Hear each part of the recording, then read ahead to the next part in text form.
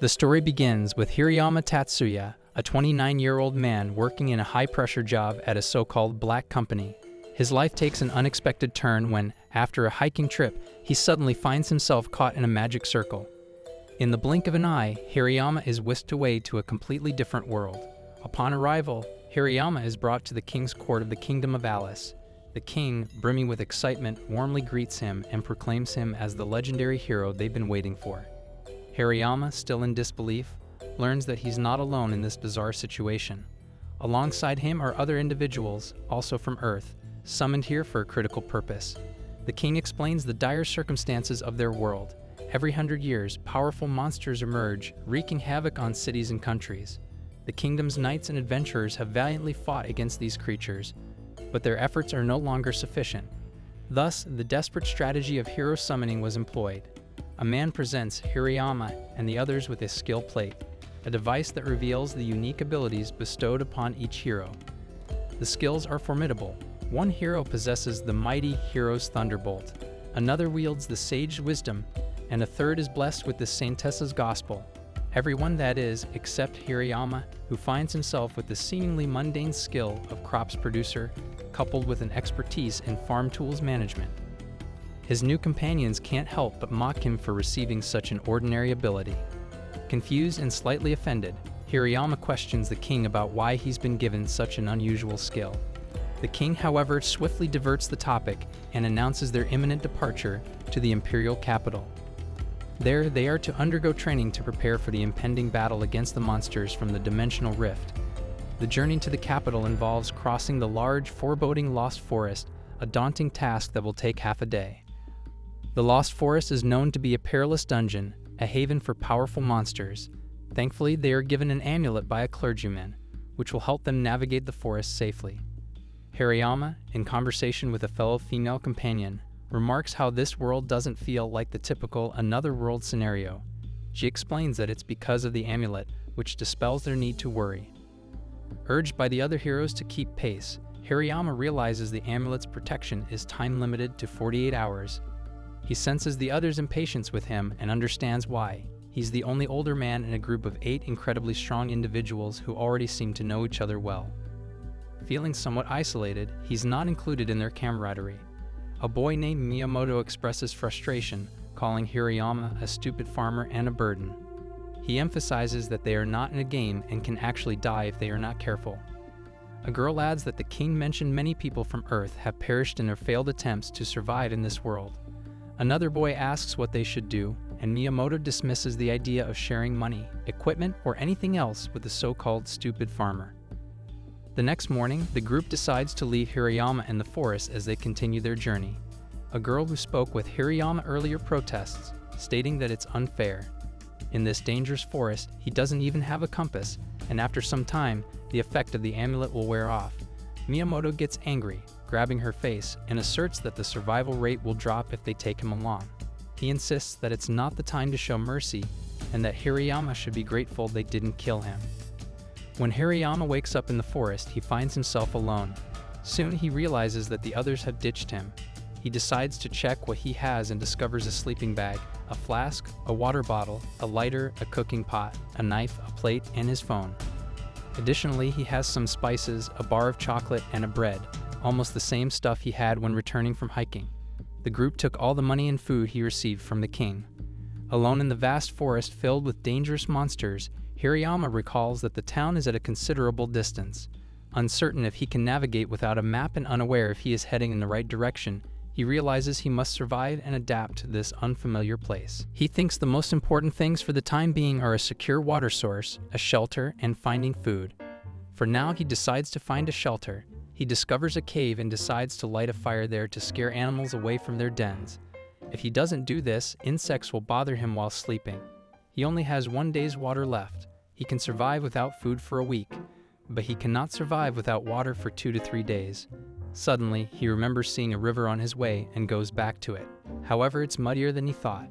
He needs to boil and filter its water before drinking, but he's concerned about how to get rid of the subtle particles. He wishes he could use the internet.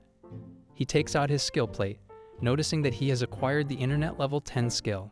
Skill level is mixed at level 5, and level 10 is the breakthrough level.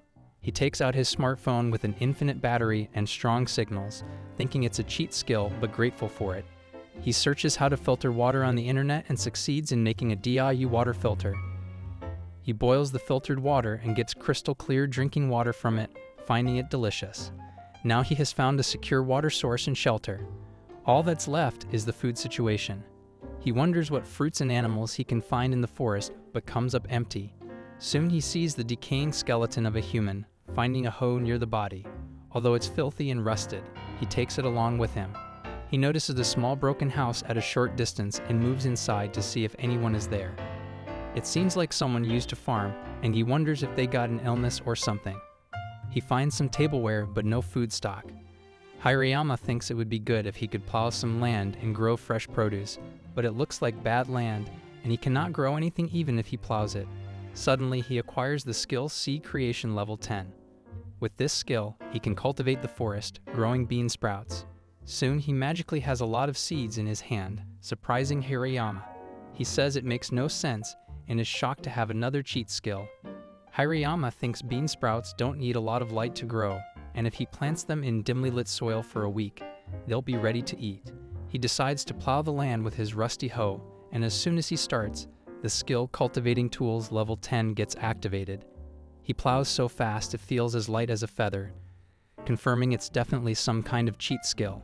Soon he finishes plowing and makes a shed for bean sprouts with the help of wooden logs. The skill Crops Cultivation level 10 gets activated, helping the crops grow quickly. However, Hooray thinks he cannot live off beans alone and needs some kind of carbohydrate other than bean sprouts.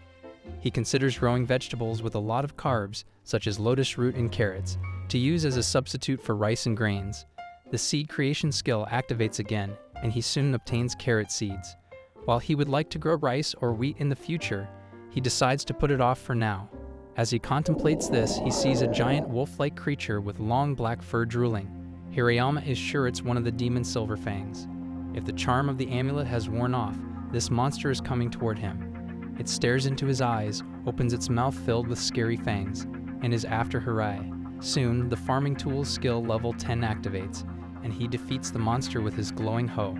The tool levels up. He grabs a piece of demon meat and thinks of cooking a meal with it as he is feeling very hungry. The food he brought with him is almost gone, and he doubts if he can survive on only bean sprouts and carrots, so he needs to keep searching for food. Soon he sees a snake crawling toward him, and he wonders if he can eat it. He thinks snake meat is probably similar to poultry in terms of protein, as he found on the internet. The snake looks like those he had back in Japan, so it's probably edible. He burns some of his hair to attract snakes due to the similarity in sound between burning hair and snake reproduction. He manages to catch 2 snakes without much difficulty. Soon he notices that the beans are already sprouting. The next day he decides to cook snakes for lunch. He peels the snake skins and tries to cook them in a way that will make them delicious.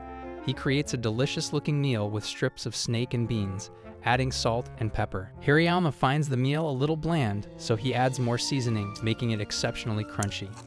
He finishes the whole pot and gets ready to sleep in his sleeping bag. Looking forward to trying the carrots the next day, he sees that they are ready to eat. This time, he decides to cook snake with beans and carrots, but he realizes he's run out of seasoning, a crucial ingredient.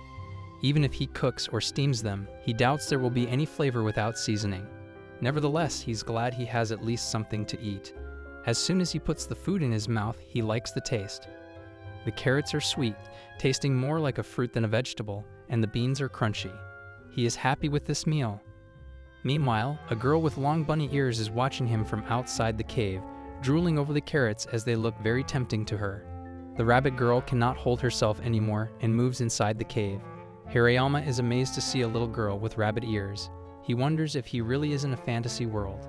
The little girl panics, the kind of rabbit who still loves carrots. She is so cute. He must have reincarnated in a fantasy world. He says to the girl that she was definitely adorable and asks her if she wants some. The little rabbit girl tells him she is from a family of rabbits who reside in this forest, and big people usually call them pocket-sized rabbits. When they become adults, they have to carry out a ritual and bring back treasure to their family so their growth will be recognized, and by treasure she means carrots. Hirayama thinks it's understandable that among these rabbit people, carrots must be considered valuable. He offers her a ball of steamed carrots that was left over from his breakfast. She quickly starts eating it. Even a single slice of carrot was big enough for her. The rabbit girl says it is the first time she has tasted a carrot this sweet. Hirayama agrees with her.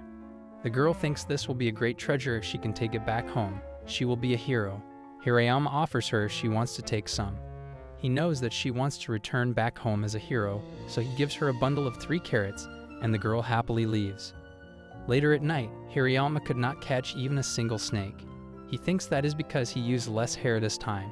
He is worried if he will be able to survive on just carrots and beans without any protein.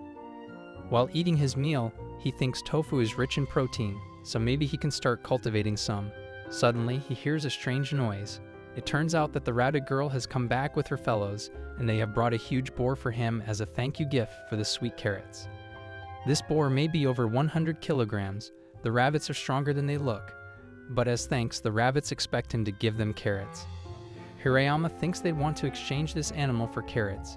Hirayama asks them if they caught this animal themselves, to which the rabbit says they are from a hunting tribe after all.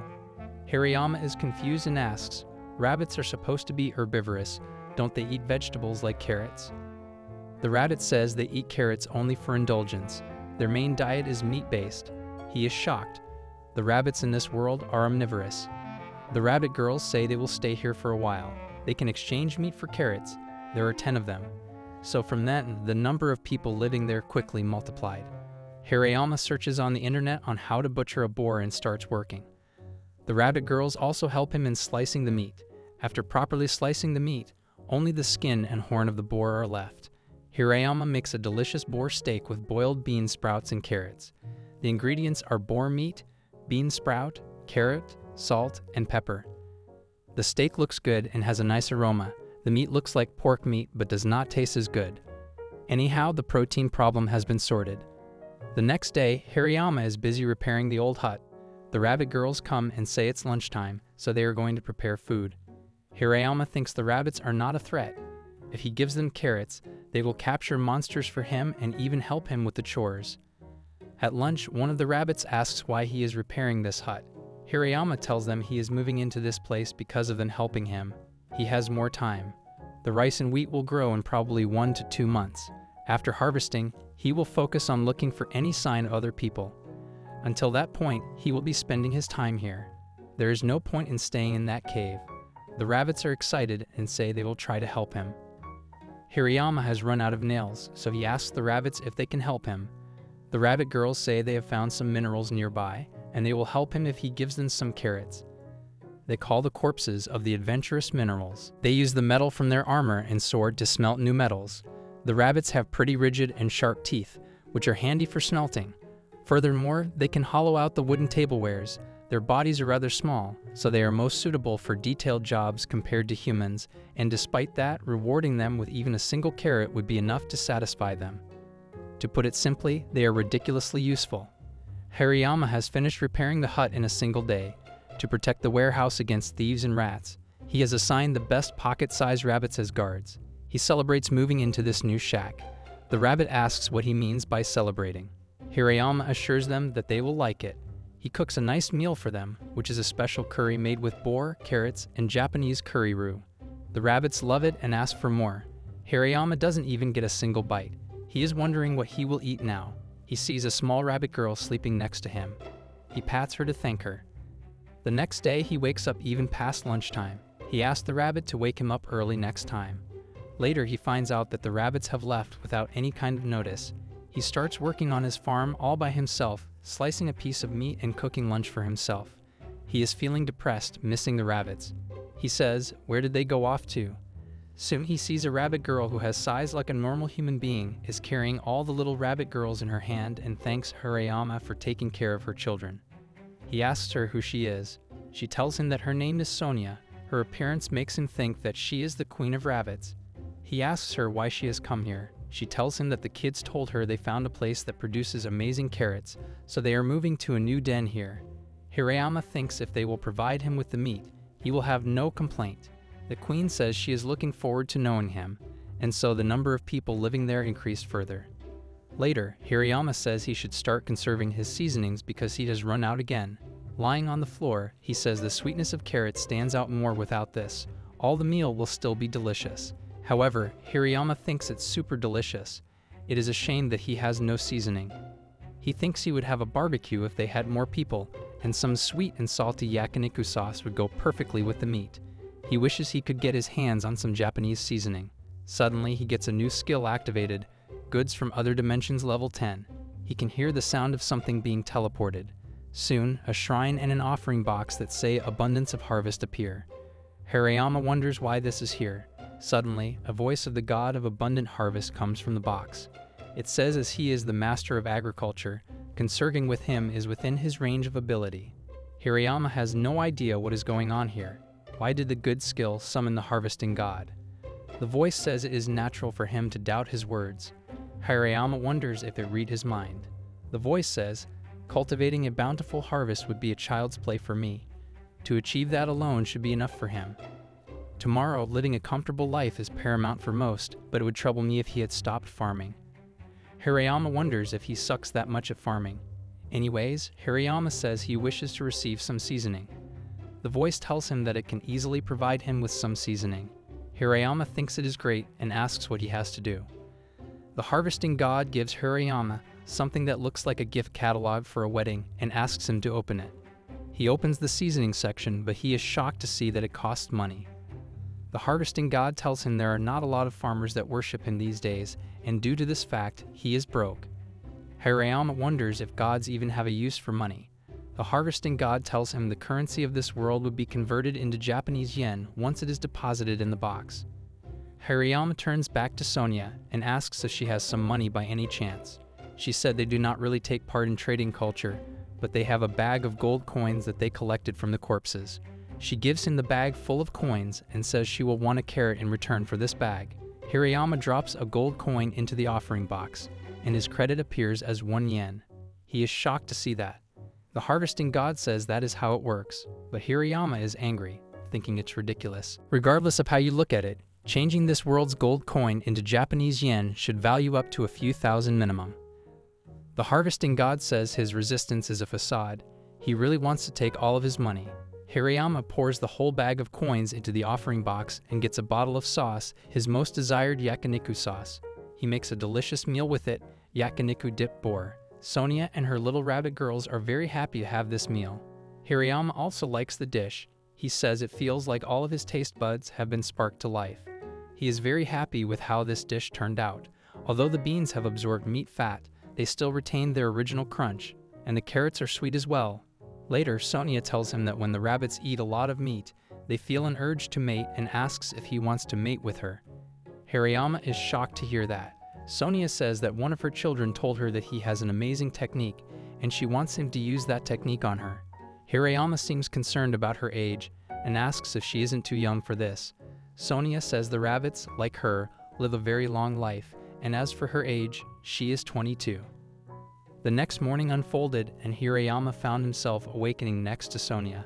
As the day progressed, he made his way to his farm, where he was met with a surprising sight.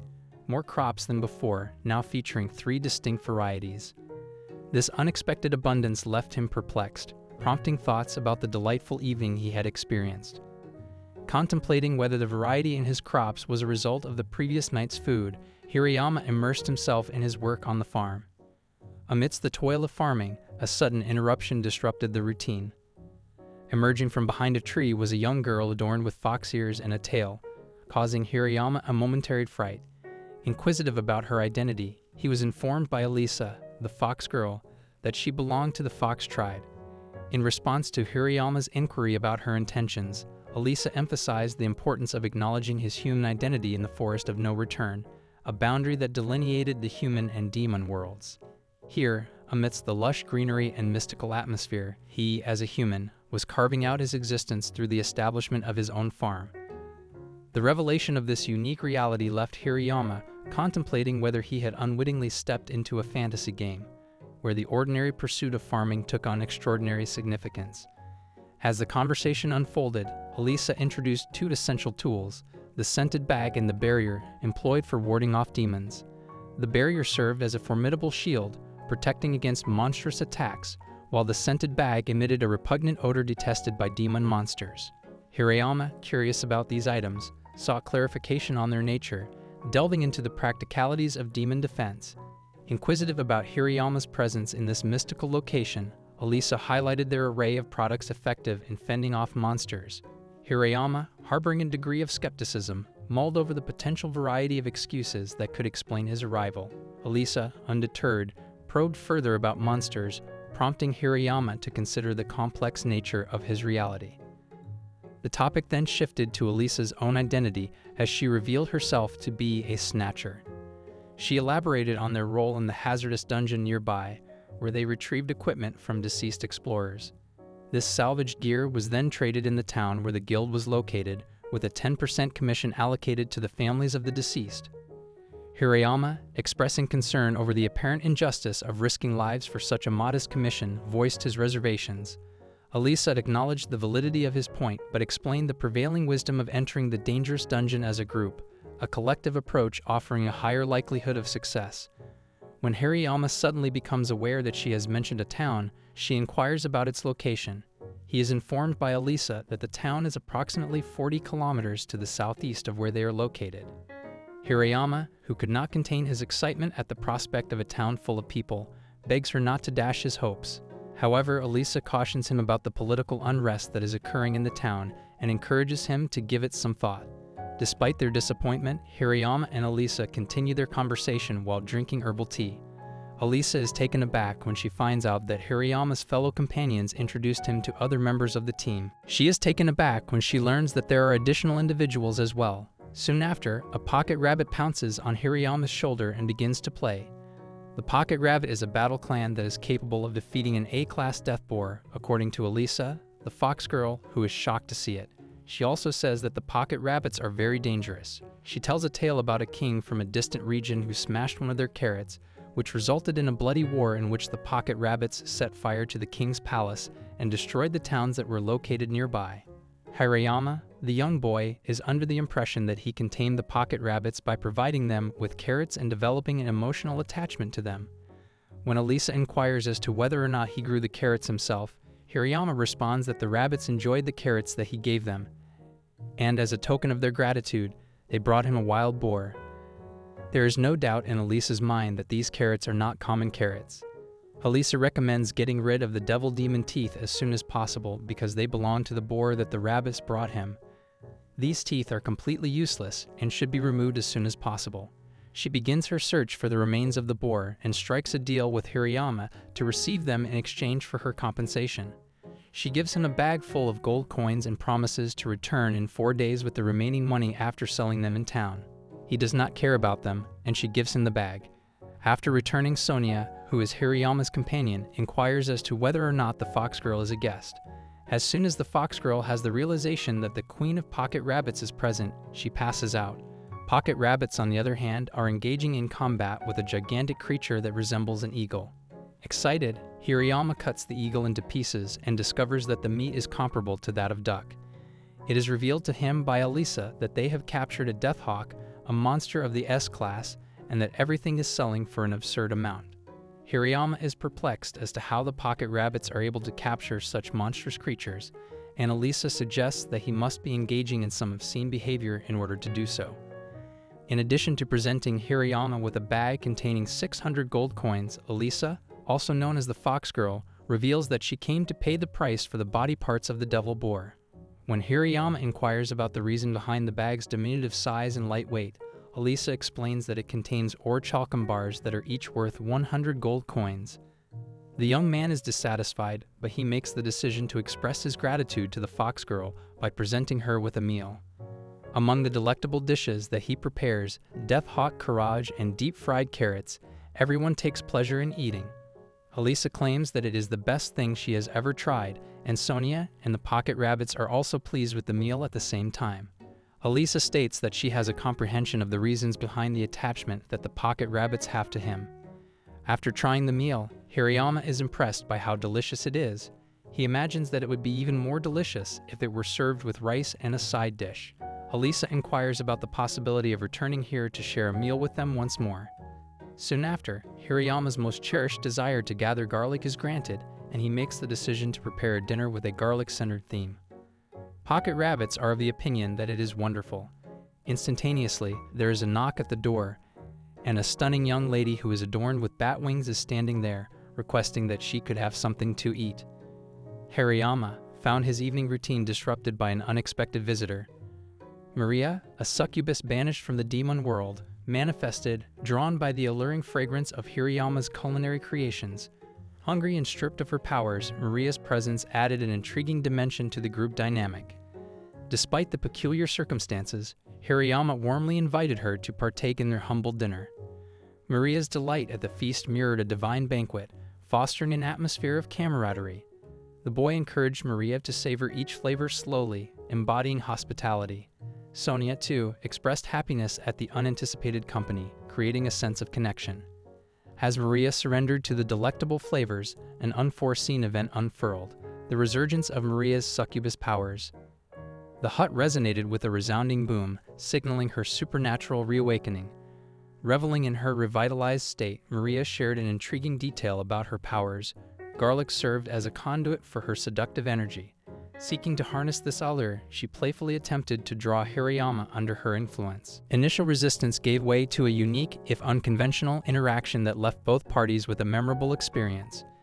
The subsequent night took an unexpected turn as Sonia and Maria engaged in a playful yet heated dispute over who would share Hirayama's company. A whimsical decision ensued: they would all sleep together. Despite Hirayama's lack of regret, the unconventional arrangement left him feeling unusually drained. The night's events marked a significant shift, not only in the dynamics among the trio, but also in the trajectory of their shared narrative. The following morning unfolded with the arrival of the fox girl, delivering a bag of gold as compensation for the remains of the Death Hawk. While Hirayama initially reveled in the monetary gain, Maria swiftly shattered his contentment with the revelation. Elisa had taken advantage of them. According to Maria, they should have received a more substantial sum, at least 1,500 gold coins, for the Death Hawk, but their earnings amounted to a mere 750 gold coins. In the face of Maria's righteous anger, Hirayama attempted to maintain a semblance of calm. They set on a journey as the small pocket rabbits, ever enthusiastic, presented a new opportunity. A large bird for more courage. Maria, perceptive and pragmatic, viewed this as a chance to investigate the market value of such birds in the nearby town. The group set forth on a journey, with the small pocket rabbits exerting their efforts to drag the sizable bird along. Sonia, fueled by the prospect of shopping, and Maria, ever resourceful, suggested finding a suitable place for lunch on the way. However, their plans encountered an unexpected twist as they gazed upon the sky, revealing the presence of two colossal death hawks hovering above. In an instant, these winged behemoths descended upon Sonia, prompting her to effortlessly knock them down. The spectacle left Hirayama in awe, and Sonia, fueled by excitement, proposed the idea of taking these hawks along, envisioning a profit of 4,500 sheets.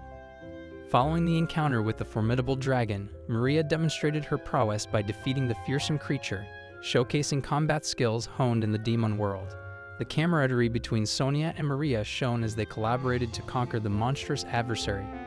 While Maria reminisced about her demon world experiences, Sonia's interest pivoted toward the anticipated taste of dragon meat, revealing the diverse palette of characters in this fantastical tale. Hariyama, captivated by the prospect of savoring dragon meat, voiced his intention to bring the prized culinary treasure home. However, the logistical challenge of transporting dragon parts to town loomed large. In a twist of fate, Hirayama's journey bestowed upon him a new skill, the item box at level 10. This newfound ability resembled an inventory box, providing a convenient solution to the predicament. With the capacity to store 3 death hawks and much more, Hirayama expressed gratitude to the king for the enigmatic cheat skills integral to their adventures. As the group approached a town on the horizon, the allure of culinary exploration beckoned. Sampling street food in the market became an inevitable pit stop, yet the unanimous verdict echoed disappointment, with all finding the offerings distasteful. Undeterred, they pressed on, reaching the Adventurers Guild, a hub of activity and potential trades. At the guild's reception, the group encountered a charming girl adorned with elf ears. Inquiring about their intentions, she was taken aback when presented with the impressive remains of a death hawk. The receptionist apprised them of the hawk's value, a staggering 1,500 gold coins, or the equivalent of 15 orichalcum. The shock of the exorbitant price resonated with the group, prompting reflections on the perceived exploitation by the fox, Elisa. Curiosity prompted Hirayama to pose a hypothetical scenario to the receptionist: how much for 2 hawks? Amused by the question, she highlighted the rarity of capturing more than one at a time, a feat challenging even for seasoned adventurers. However, when confronted with the reality of a second hawk and an archdragon in their possession, her astonishment reached new heights. Apologizing for her initial surprise, she acknowledged the dragon's elevated rank, hinting at the group's potential significance in destiny. Yet Hirayama, ever humble, deflected the notion of grandeur, asserting their identity as mere farmers on an extraordinary journey. The receptionist tells them the dragon arch costs 10,000 gold coins and 1,500 gold coins for each hawk, making a total of 14,500 gold pieces, which is equal to 1,040,500 yen. However, the offering box will only receive it as 14,500 yen. Hirayama thinks that he will get a 500 ml beer when he gets home. Unfortunately, the receptionist tells them that there will not be enough money to give them in the safe of this small-town guild. The fastest she can arrange the money for them is 1:00 p.m. tomorrow afternoon, so they decide to find a decent lodge for the night. Soon, a man enters the guild and says a disaster has been confirmed in the Forest of No Returns, and he needs a guild master.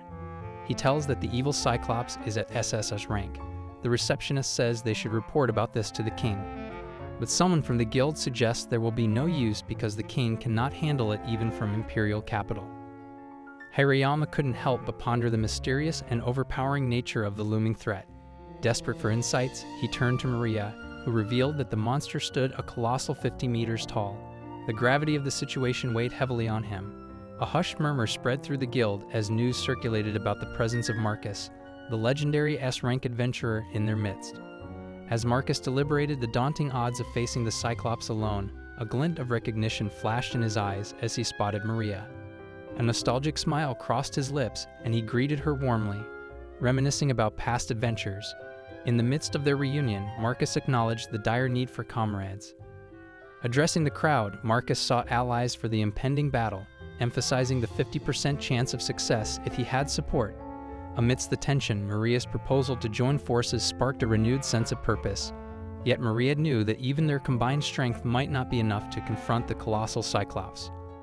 Turning the discussion toward unconventional aid, Maria suggested recruiting Sonia and her pocket-sized rabbit queen with many daughters. Sonia, initially hesitant, was convinced by Maria's plea to protect their home from the impending danger, a threat to their beloved carrot farm. With Sonia on board, Marcus agreed to the alliance, promising an equal share of the impending reward.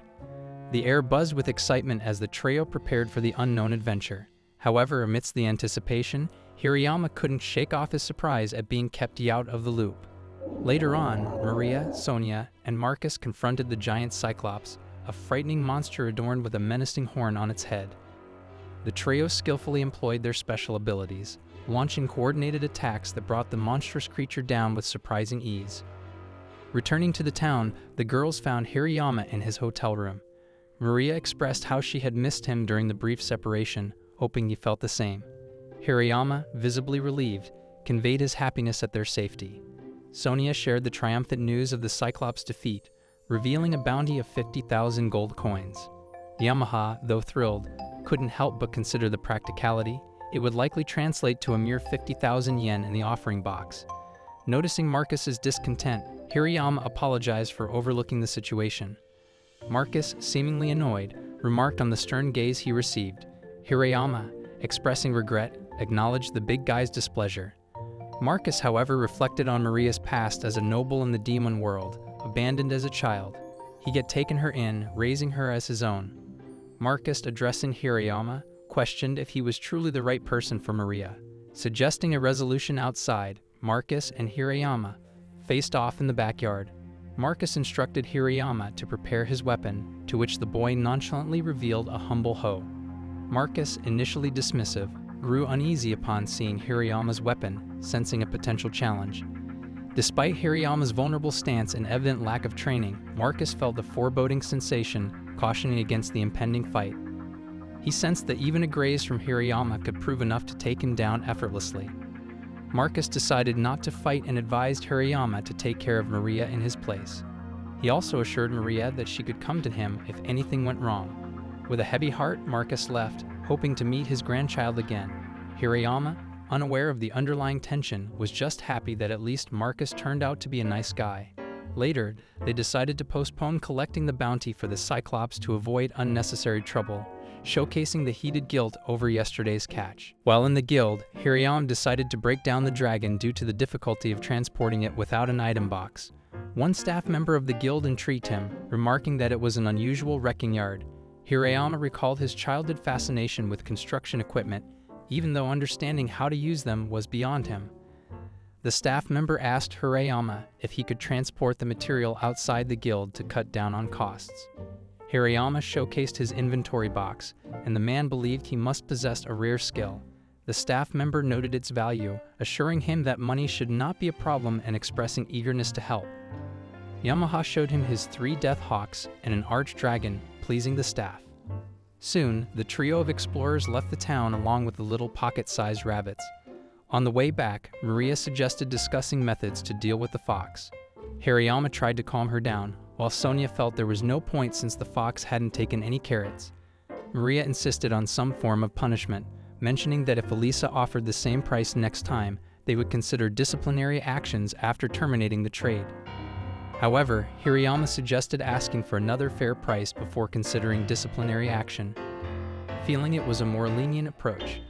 Finally reaching their hut at night, Yamaha was pleased to see the delicious dragon meat. He described it as tasting like high-quality bull, surpassing even a 5-rank wolf meat. Contemplating how to cook it, he decided on a medium-rare roast steak with only salt and pepper seasoning. The meal turned out delicious, with even the pocket rabbits and Maria enjoying it. Hirayama paired the steak with soy wasabi, finding the combination divine. As they finished dinner, Maria brought drinks. Hirayama praised the red wine as the finest he had ever tasted, thinking he couldn't stop eating. Suddenly, the fox girl, Elisa, barged into their house, surprising Yamaha, who noted it wasn't her usual day. Elisa explained she was working nearby and asked if she could join them for dinner. Maria offered her a dragon liver steak, assuring her it was not available in any restaurant. Despite the earlier tension, Maria showed no restraint, even offering Elisa some wine. Hirayama was shocked at this turn of events, and Maria found it strange that, despite her earlier anger, she no longer felt that way towards Elisa. As Elisa finished her meal, she began to feel an intense heat.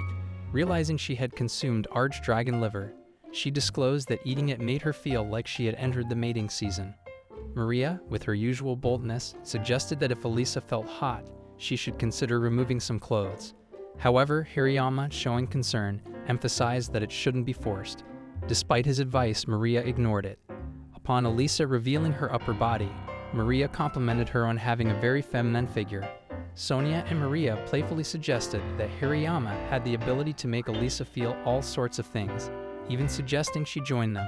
Elisa, however, declined, stating that during the mating season, such actions were futile. Hirayama intervened, expressing that this was not how he wanted to handle the situation. Elisa questioned why he seemed reluctant, asking if he didn't want to be involved with her. Hirayama then reveals that something serious had happened on that day, and since then, Elisa had never swindled them again. Instead, whenever she visited, she would straightforwardly request more archdragon liver. The dawn of the following day brought Maria's excitement as she showcased the new dress that Hirayama had thoughtfully bought for her. He found it to be a perfect fit, appreciating how it complemented her beautifully, especially given the alluring nature of her usual attire. The long-awaited moment arrived as the rice crops were finally ready for harvest, marking the culmination of Hirayama's patient anticipation. The harvest included not only rice but also potatoes, carrots, and wheat for making bread, along with a burgeoning fruit garden. The worries about food scarcity began to dissipate, thanks to the diligence of the pocket-sized rabbits, ensuring a steady supply of resources. Amidst this bounty, however, Sonia remained a complete NEET, refraining from engaging in any activities. With a wild boar, a hawk egg, and a substantial sum of yen in the offering box, Hirayama decided to celebrate with a special dinner, katsu curry. Intrigued but unfamiliar with this dish, both Maria and Sonia expressed curiosity, prompting them to inquire about its details. In response, Hirayama shared his belief that katsu curry was perhaps the most universally beloved dish worldwide, given the widespread adoration for curry. The girls, now intrigued, eagerly anticipated trying this new culinary delight. As the pot simmered with the fragrant aroma of curry and rice, a sudden knock on the door interrupted the dinner preparations. Opening it, Hirayama was greeted by a girl with long hair tied into two ponytails, expressing surprise at the unusual group of people. Without hesitation, she entered the house, immediately turning her attention to Maria. The girl remarked that it had been a long time and inquired about the challenges Maria had faced in the demon world. Maria, visibly shocked, knelt down in a gesture of respect, addressing the girl as Cornelia-sama. Perplexed by this unexpected encounter with someone seemingly important, Hirayama couldn't help but inquire about the girl, referring to her as an old loli. Maria clarified that Cornelia was one of the 12 demon lords, residing in seclusion near the border of the human world. Despite her cute exterior, Cornelia's true form was that of the world's worst dark devil dragon. With her attention now directed towards Hirayama, Cornelia questioned how he managed both Maria and the pocket-sized rabbit queen. The situation took an unexpected turn as Cornelia requested Hirayama to prepare his weapon. Reluctantly, Hirayama grabbed his hoe, while Cornelia, acknowledging the natural affinity girls had for powerful men, pondered how he ended up with Maria and the rabbit queen. The surreal scenario left Hirayama bewildered, struggling to comprehend how a demon lord like Cornelia had found her way to their humble abode. Maria, visibly shocked and somewhat scared by Hirayama's boldness, observed the unfolding events. Cornelia then revealed the purpose of her visit: demon hunting. She expressed her disapproval of disturbances caused by the residents of their house and criticized them for setting up a residence without even a greeting. Cornelia mentioned sending an evil Cyclops for the job, which had, surprisingly, been defeated. Angered and ready for a fight, Cornelia questioned Maria and the Rabbit Queen's readiness for combat. Despite her initial anger, Cornelia decided to avoid a fight for the time being, expressing that it wasn't in her best interest. Hirayama, still surprised by Cornelia's sudden change in behavior, cautiously asked if she had come to pick a fight. Cornelia, despite her initial anger, stated that she didn't feel like fighting and preferred talking. Maria, equally astonished by Cornelia's avoidance of conflict, explained the unwritten rule that in a match of equal strength, both sides would inevitably be drawn into a fight. Maria concluded that Cornelia had recognized their strength, making it a pivotal moment in their interaction. As the enticing aroma of the curry filled the air, Cornelia couldn't help but be drawn to the source of the fragrance. Hirayama, in the midst of preparing a wild boar katsu curry, served Cornelia a plate full of the delightful dish. As Cornelia tasted the curry and rice, she praised its deliciousness, expressing surprise at discovering that Hirayama, a Japanese resident, could masterfully create such a delectable curry. The sudden shift in Cornelia's demeanor left Hirayama pondering the reasons behind this change. Intrigued, he asked Cornelia if she had been introduced to curry by someone from another world like him. Cornelia confirmed this, revealing that ever since that experience, curry had become her favorite food. She even declared her willingness to fight the world for a bowl of curry. Observing this exchange, Sonia, who had been silently eating, consumed all the leftover carrots from her plate. Noting that Cornelia didn't seem to fancy vegetables, the camaraderie continued to grow as Cornelia and Sonia, despite their differences, became friends. As they enjoyed their dinner, Cornelia bid goodbye, promising to return for more curry. She pointed towards the mountains, indicating the location of her house, a building that Hirayama had never noticed before.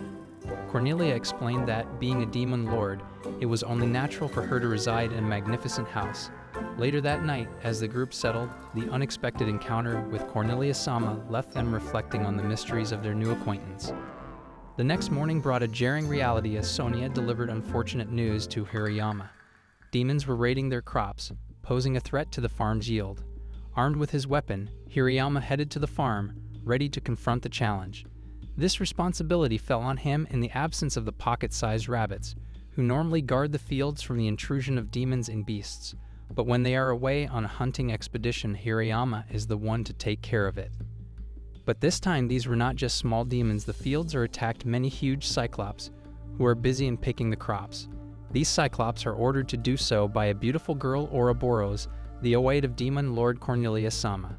As Cornelia's true form is dark devil dragon, her underling is also in reptilian, and Ouroboros is a snake demon. Hirayama confronted Ouroboros, seeking an explanation for the sudden raid on his fields. Ouroboros, claiming it was due to taxation, highlighted the exceptional quality of the carrots, valued by even the pocket-sized rabbits as equivalent to gold dust if sold to the nobles of the demon world. Hirayama, questioning her authority to levy taxes, received a blunt response that this land belonged to demon lord Cornelia-sama.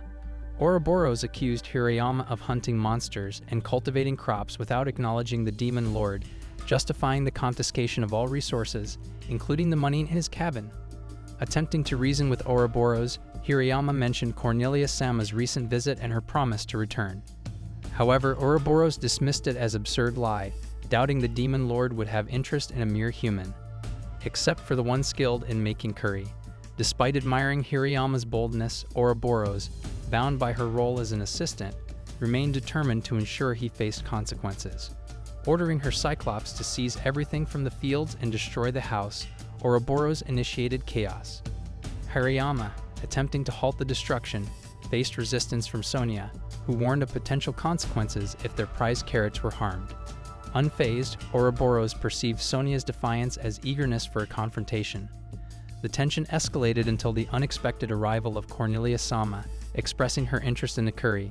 Hirayama explained Ouroboros' claim of taxation, leading to Cornelia's anger at her underlings. Ouroboros, questioned by Cornelia, informed her of the supposed investigation into the mysterious farm, intending to teach Hirayama a lesson for his perceived selfish behavior in Cornelia-sama's garden. Cornelia, surprised at the lack of awareness, reminded Ouroboros of a letter declaring Hirayama as an ally deserving utmost respect. Apologies ensued, with Cornelia reprimanding Ouroboros for her oversight. Maria, shocked by the demon lord's humility, witnessed Cornelia bowing in apology. Hirayama, gracious in accepting the apologies, assured Cornelia that he harbored no ill feelings. Concerned for her allies' well-being, Cornelia summoned Ouroboros' staff, the evil dragon's rod. Ouroboros, shocked at the staff's significance, questioned Cornelia about its importance. Cornelia revealed that Hirayama's culinary prowess in crafting katsu curry made him valuable, declaring him a part of her. Planting the staff into the field, Cornelia invoked the Dragon Emperor's blessing, a magical circle illuminating the land. Maria explained that this blessing manifested the Dragon Emperor's favor, a power Cornelia had but she has never directly employed on the land before. Maria continued explaining to Hirayama that dragons accumulate treasure, and anyone desiring it must slay the dragon to reach it. The blessing marked the hut and its surroundings as Cornelia's dragon treasure house, designating Hirayama himself as her treasure. As long as he stayed within the boundaries, an absolute barrier would protect against any demons. Cornelia-sama affirmed this, clarifying that it was more of a marking than a blessing, a sign that her treasure resided here. The remnants of her magic would instill fear in demonic beasts, preventing them from approaching. The ward Maria whispered to Hirayama meant no more trouble within its range, a relief for him. Summarizing, Cornelia explained that the ward wouldn't affect humans, except for high-ranking sorcerers. Grateful for the help, Hirayama thanked her. Maria subtly warned him that Cornelia wasn't straightforward. Giving away a ward meant she had already parted with one of her treasures. The revelation shocked Hirayama, but Cornelia assured him that he was her closest ally, willing to spare no expense and use it as a means of disciplining her underlings. Cornelia turned her attention to Ouroboros, who was willing to accept any punishment. However, Cornelia believed in the importance of closure, deciding to appoint Ouroboros as a maid in Hirayama's house as part of her punishment. After the decisions were made, Cornelia asked for her morning curry, and Hirayama agreed, expressing his intention to make something special as thanks for the Dragon Emperor's blessing. Cornelia, not one to linger, decided to leave without waiting for another serving of curry. In the storage room, Ouroboros, now working as a maid, received a new dress from a Cyclops sent by Cornelia. Hirayama, deciding to grow some Chinese cabbage and clean onions for the curry pot, was surprised when Ouroboros referred to him as her master. She asked for his thoughts on her new clothes. Hirayama, taken aback by the title of master, suggested she didn't have to do anything she didn't want to. Ouroboros insisted, expressing her willingness to serve him, citing her past experience taking care of Cornelia's personal needs. She saw this as a chance for a second life and pleaded with Hirayama to allow her to stay. Additionally, Ouroboros revealed that despite her usual appearance, she lacked practical experience, leaving Hirayama puzzled about the kind of experience she was referring to. She informed Hirayama that, as her master now, they would be sharing the bedroom from that point forward. Hirayama, taken aback, asked if Cornelia had given her such an order. Ouroboros clarified that it was entirely her own decision, motivated by her recognition of Hirayama as a man highly valued by Cornelia-sama, considering him worthy of her devotion as her second lord. This revelation left Hirayama in shock, finding the sudden turn of events overwhelming. Ouroboros asked if he had any objections, to which Hirayama replied that it wasn't the case, and just like that, they had a new resident in the cabin. Later in the night, Hirayama indulges in a hot bath, relishing the experience in his wooden DIY tub. The atmosphere feels reminiscent of an old lady's countryside home, akin to taking a gomen bath in a small traditional Japanese tub. Boiling the water becomes a challenging task, requiring industry-sized pots ordered through the offering box and multiple rounds of boiling. However, the effort invested is deemed worthwhile. Previously, Hirayama used to clean himself in the river, but the repetitive use of river water left him unsatisfied. Now, with the luxury of a hot bath, he appreciates the soothing effect on his tired body. Contrary to the weariness from farm work, his fatigue is attributed to the presence of the three girls. Even his special skill, the Emperor of the Night, is rendered ineffective due to the relentless assaults he endures. To add to the complexity, the special guest, Fox Ears, also joins them on a weekly basis. Despite the inconveniences, Hirayama found himself not disliking the situation at all. He observed the two moons in the sky, realizing there was not only the familiar red moon but also the regular one. Reflecting on his journey here, from initially surviving on snakes to the unexpected arrival of the girls and eventually the demon lord, he acknowledged that his life was gradually falling into place. Food was no longer a concern, thanks to the contributions of Alice, and the offering box ensured a steady supply of seasoning. More importantly, he found the people around him endearing, and as he finished his bath, he decided to surprise Sonia with a gift. Presenting her with various bathing supplies, including shampoo, conditioner, and body soap, he introduced these foreign items to a world where people typically use water or soap to towel and hot water for washing. Sonia, enchanted by the effects of the products on her hair, thanked Hirayama with genuine joy. Noticing Maria's interest, he extended the gift to her as well. Unfamiliar with how to use them, Maria applied a generous amount of body soap, enjoying its pleasant smell. Hirayama complimented her appearance after the bath, and soon, Ouroboros also expressed a desire to try the treatment products. Despite her unfamiliarity, she enthusiastically splashed soap on her face and ended up enjoying the experience. Hirayama complimented her, and he couldn't help but appreciate the beauty of the women gathered around him. As night fell, the cabin was filled with the sweet scent of their shampoo, creating a warm and pleasant atmosphere. Later, Hirayama discovers that Elisa's mother is sick and needed money for her medical treatment, explaining the past deception. Despite the initial shock, he acknowledges that she is a nice person.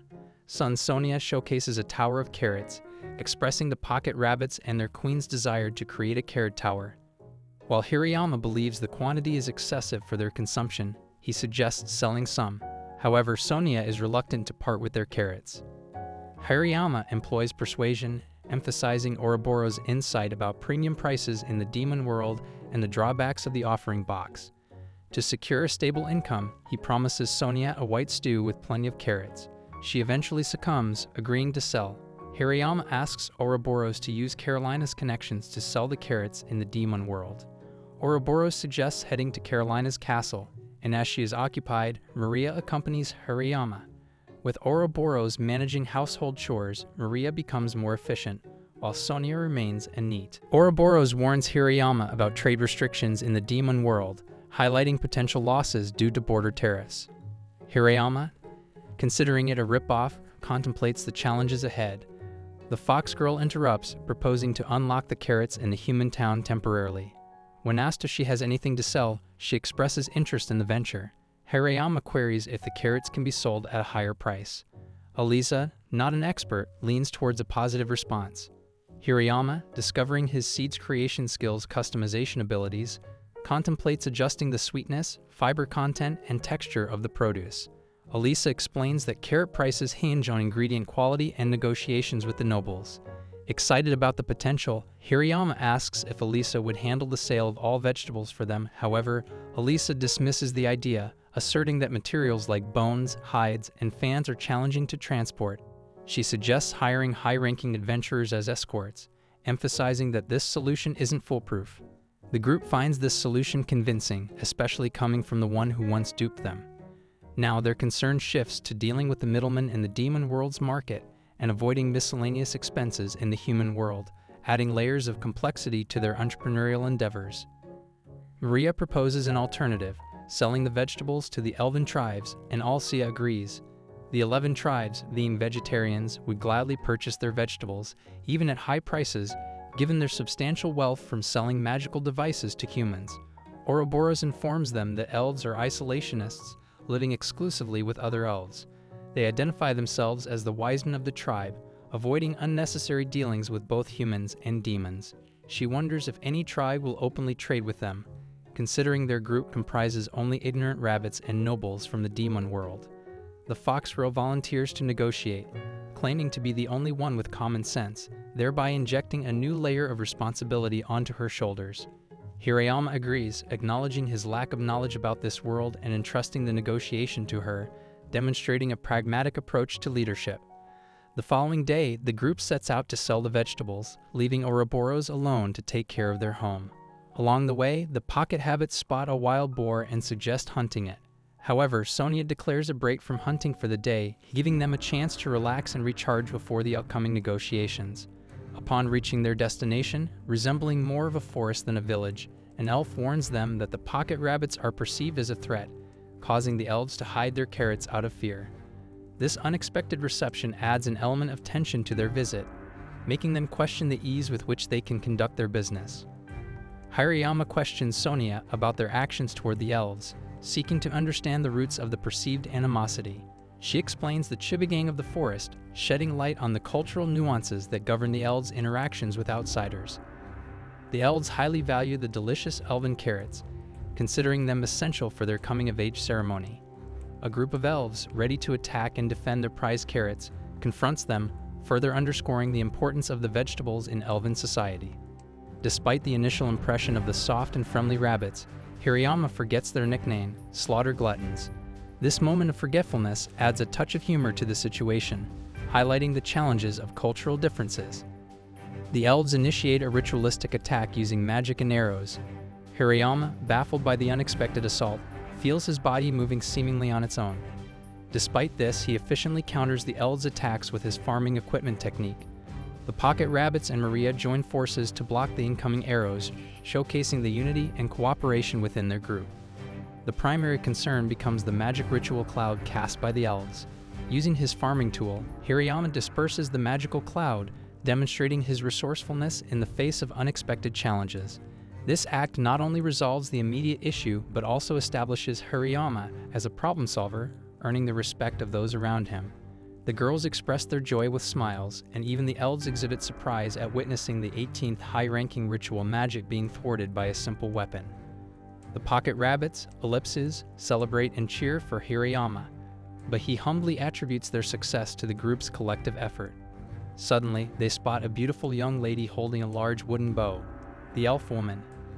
The pocket rabbits, alarmed, seek Sonia's permission to flee, which she grants with a smile. However, it turns out to be a permission to fight, much to the dismay of the small rabbits. Hirayama, with a mixture of curiosity and concern, posed his question to the pocket rabbits about their evident reluctance. Sonia, with a hesitant tone, revealed that the elf woman, though not as intimidating as the formidable Cornelia, was another fervent carrot enthusiast. As a vegetarian, her love for vegetables was profound, and in the past, during times of scarcity away from her home, she had led an army to audaciously steal carrots from their den. This startling revelation ignited a fire of indignation among the pocket rabbits, setting the stage for a potential conflict. Both parties, despite their stark differences, shared a common weakness for vegetables. Maria, however, was quick to clarify. While it was true for Sonia and her rabbit, she pointed out that the elf woman was not devoid of intelligence or strategic thinking. The conflict at its core revolved around the crucial issue of food preservation, a matter directly linked to the survival of their respective families.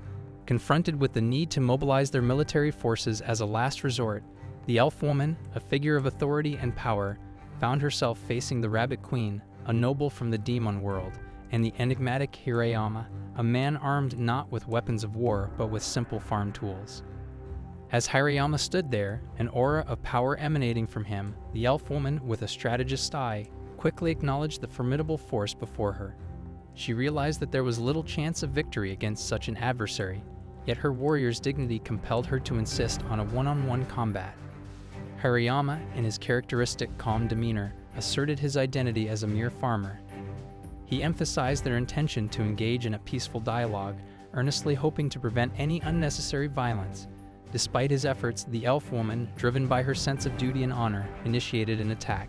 She skillfully launched 4 arrows, targeting his head, torso, and leg in a strategic assault. However, Hariyama, with a display of agility and strength that belied his farmer's guise, effortlessly intercepted and broke the arrows.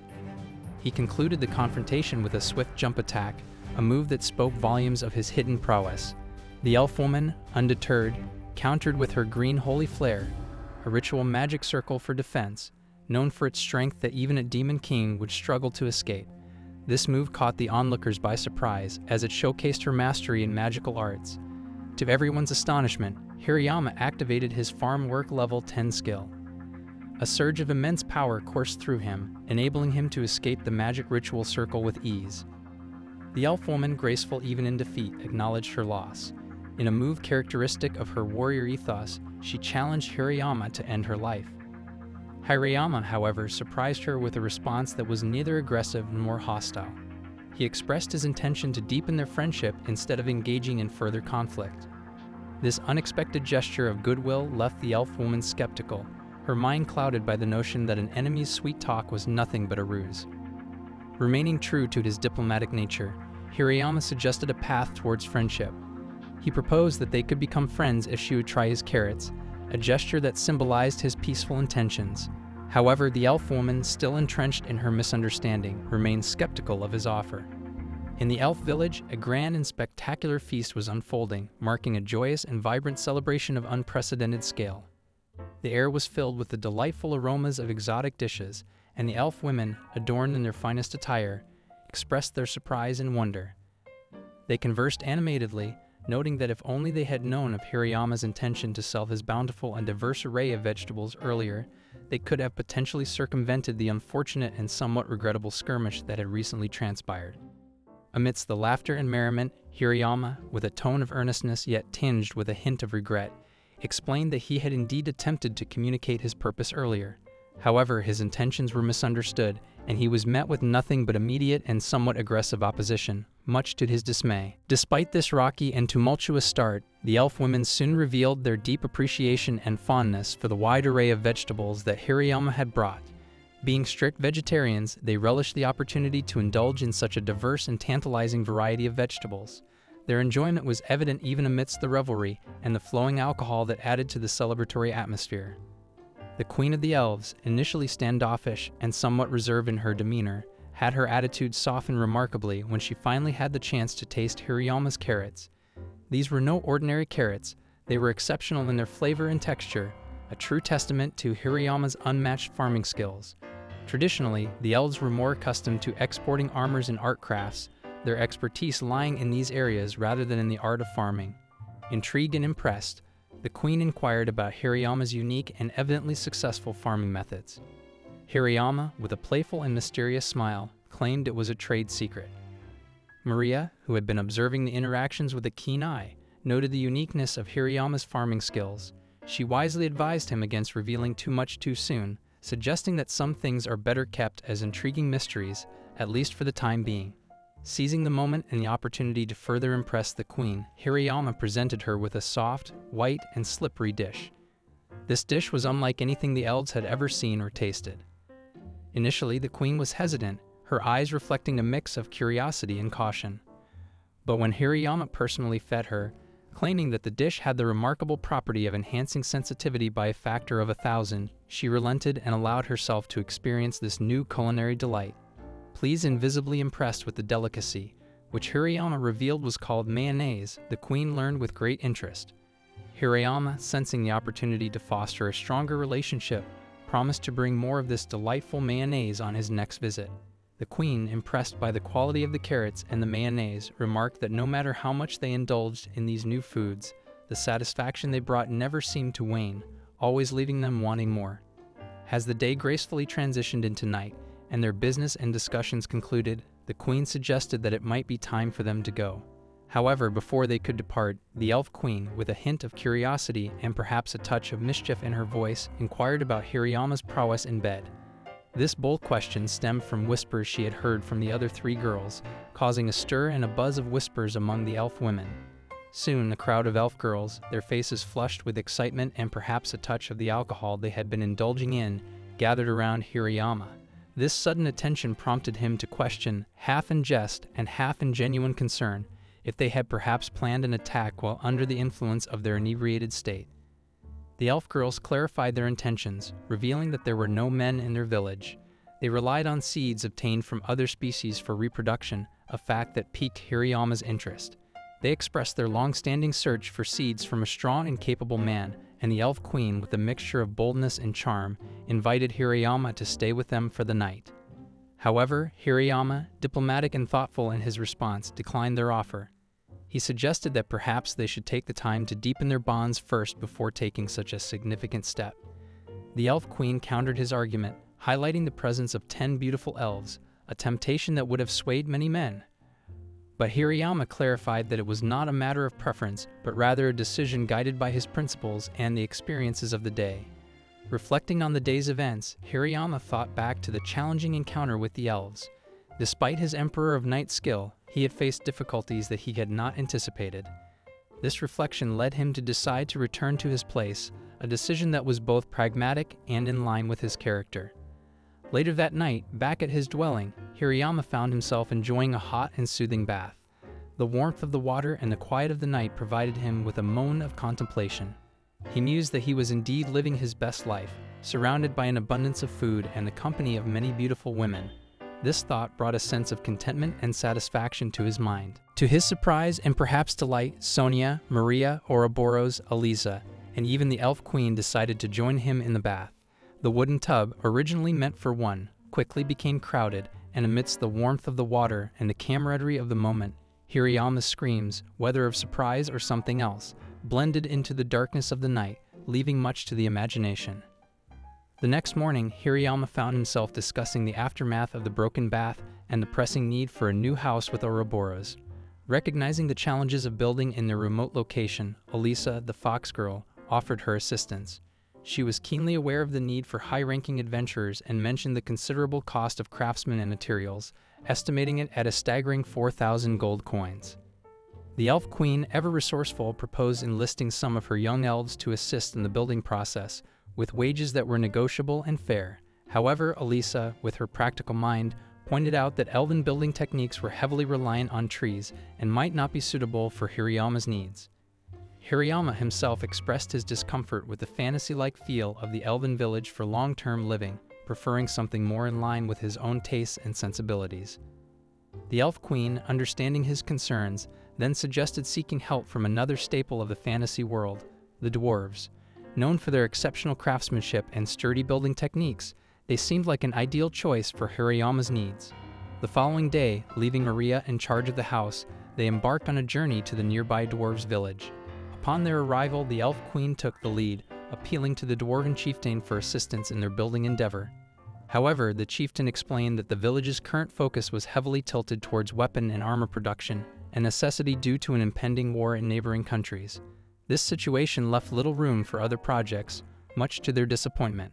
Recalling the chieftain's carpenter granddaughter, the elf queen requested her assistance, seeing in her the potential to aid them in their building project. The chieftain initially refused, citing her youth and lack of full maturity as reasons for his hesitation. Yet the granddaughter herself, with a spirit of independence and determination, sought permission to join them, eager to prove her skills in carpentry were full-fledged despite her young age. Ouroboros, ever the voice of reason, asserted that her skills in carpentry were indeed noteworthy and that her age should not be a barrier to her participation in their project. In the dimly lit depths of the mine, the young girl named Ketia approached her grandfather with a hopeful plea. She asked if she could accompany the others on their quest, her eyes filled with curiosity and a burning desire to prove herself. However, her grandfather, a wise elder of the village, gently informed her that she was still considered a half-grown, not yet fully prepared for the challenges that lay ahead. Meanwhile, the elf women, led by their determined queen, approached the chieftain with a request. They explained that this journey would take a week of their time, and their wages would be affected as a result. But the chieftain, stern and unwavering, upheld the village's law, stating that half-grounds were still in their training phase. Intrigued by Katya's expertise in her craft, the elf queen inquired why she had not ventured into the mines before. The chief revealed that due to the ongoing war in neighboring countries, they couldn't spare an escort for her. In the treacherous waste dungeon, an escort's protection was crucial as they scoured the vast dungeon for the special ore they sought. After some consideration, the chieftain reluctantly agreed to send Katya along with the group to mine the cave. Surprisingly, small pocket rabbits led the way, a sight that left Katya astonished and perplexed. Nonetheless, Katya clarified their mission, to locate an adamantite monster. Hirayama questioned whether they planned to slay the creature and extract its ore, but Katya explained that they didn't mine for these special ores. They were bestowed upon them. However, such ores were rare and not easily found in conventional mines. Hirayama wondered why they would give away their precious ore for free. Katya disclosed the unique contract they had with the adamantite monster, which involved trading the ore for her metal sword. This was a tradition handed down through the ages due to the creature's penchant for consuming metals. As evening fell, the group paused for dinner. Katya was captivated by the tantalizing aroma of the food, but she admitted she had never tasted curry before. Hirayama had prepared retort curry with white rice, and Katya relished every bite of this exotic dish, grateful for the new culinary experience. Later, as they prepared to sleep, Katya appeared restless, unable to find peace in slumber. She inquired about the nightly routines of the group, prompting a somewhat embarrassed response from Hirayama. He explained that their customs included certain practices before bedtime and upon waking up. Katya confided that she too was interested in such matters but lamented that in the dwarf village she had no one her age to share such experiences with. Her curiosity stemmed from a lack of partner to share a kiss with, and she admitted to feeling nervous the previous night, which had kept her awake. Hirayama was taken aback by her revelation, struggling to comprehend her words. Katya clarified that dwarves had a keen sense of whether a man was strong enough to be entrusted with one of their weapons, and her interest was sparked by her inability to find a suitable partner. However, as Hirayama continued to express confusion, Katya grew frustrated and retreated to her slumber. As the group ventured deeper into the mine, they encountered a menacing demon. However, to Katya's amazement, Sonia and her daughters swiftly dispatched the creature. She couldn't help but admire their formidable abilities. Their journey continued, and they stumbled upon a wild boar. The pocket rabbits and their queen became exhilarated and gave chase. Hirayama attempted to restrain them, but their wild nature prevailed. As they drew closer to their destination, they encountered a massive cluster of crystals clinging to the cavern walls. To Katya's surprise, the crystals came to life and identified themselves as the King Adamantite. She proudly proclaimed her lineage as the granddaughter of the dwarf chieftain. The Adamantite king, in accordance with an ancient contract, expressed its willingness to exchange adamantite for her sword. However, it regretfully disclosed that its adamantite had already been taken, rendering it unable to fulfill the exchange. Katya pressed for information about who had taken the ore, and the king revealed it was the work of humans in the deepest part of the cave, engaged in alchemical studies. Hirayama suggested reclaiming the stolen ore by force, but the king cautioned them to be vigilant, as there were heroes from another world escorting the humans. The king identified itself as Miyamoto, and the group pressed on towards the cave's deepest reaches. In the depths of the cave, they encountered enslaved individuals toiling away in the mines, their lives hanging by a thread. Among them, they found Miyamoto sitting with another woman in a camp. Miyamoto recognized Hirayama and asks if he is still alive. Hirayama listened as Miyamoto recounted his experiences with the training in the imperial capital. To his surprise, Miyamoto described it as an awful ordeal where some individuals were coerced into gruesome activities. It seemed like a chaotic environment, and Miyamoto admitted that he had become somewhat stronger during this time. However, he quickly realized that he despised the strenuous effort required, which led him to abandon the path of becoming a brave warrior. Instead, he chose a different path and had now attained the status of a B-rank adventurer, granting him the freedom and power he desired. Hirayama couldn't help but feel that he had sensed something amiss about Miyamoto from the beginning. As Miyamoto continued to boast about his adventures, he revealed that he had ventured into the town but faced a problem. No legitimate adventurers guild would hire a fugitive hero like himself. It was then that he stumbled upon information about the Hidden Guild, which in simpler terms, operated as a criminal organization. This shady guild had hired him due to his particular set of skills, which involved escorting them to mine a special ore. Hirayama was appalled, openly calling them a bunch of criminals. However, Miyamoto's actions soon proved the grim nature of this hidden guild. He callously kicked a defenseless slave in the stomach, shocking Hirayama to the core.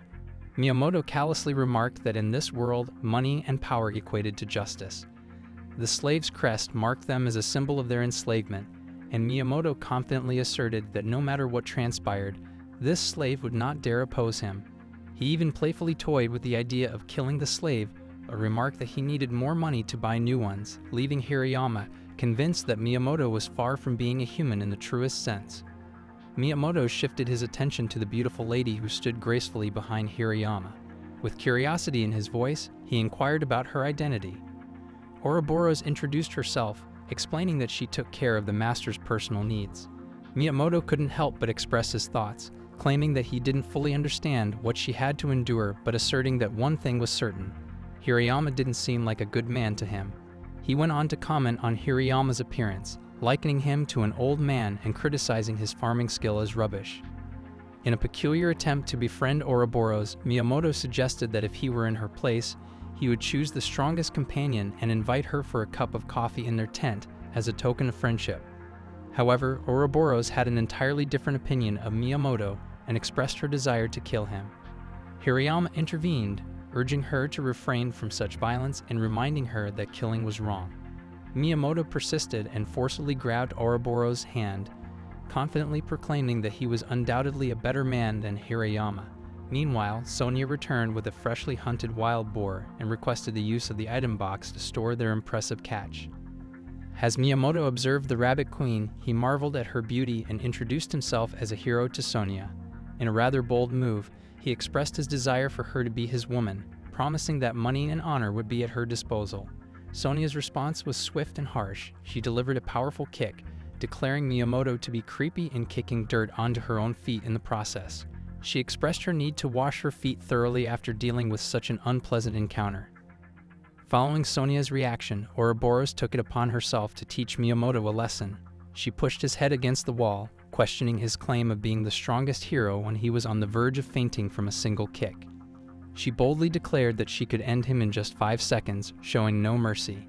She continued to taunt him, asking if he had settled his affairs and written his will, all while repeatedly knocking his head against the wall. Ouroboros expressed her indifference to his pleas for mercy. In a fit of rage, Ouroboros proposed tying him up with a rope. Hirayama suggested a more lawful approach, proposing to take him to Elsa and hand him over to the city guard, considering Miyamoto's desertion from sword training as a potential felony. As Miyamoto attempted to crawl away, he inadvertently broke one of the carrots, attempting to con the rabbits by claiming he had stepped on a landmine. However, Sonia remained resolute, determined to thoroughly settle the matter and bring it to a decisive conclusion. Sonia and her girls completed their task, utterly dismantling Miyamoto. Then, the pocket-sized rabbits unleashed their magical fireballs to set him on fire. 20 minutes later, there was nothing left but a mound of ashes.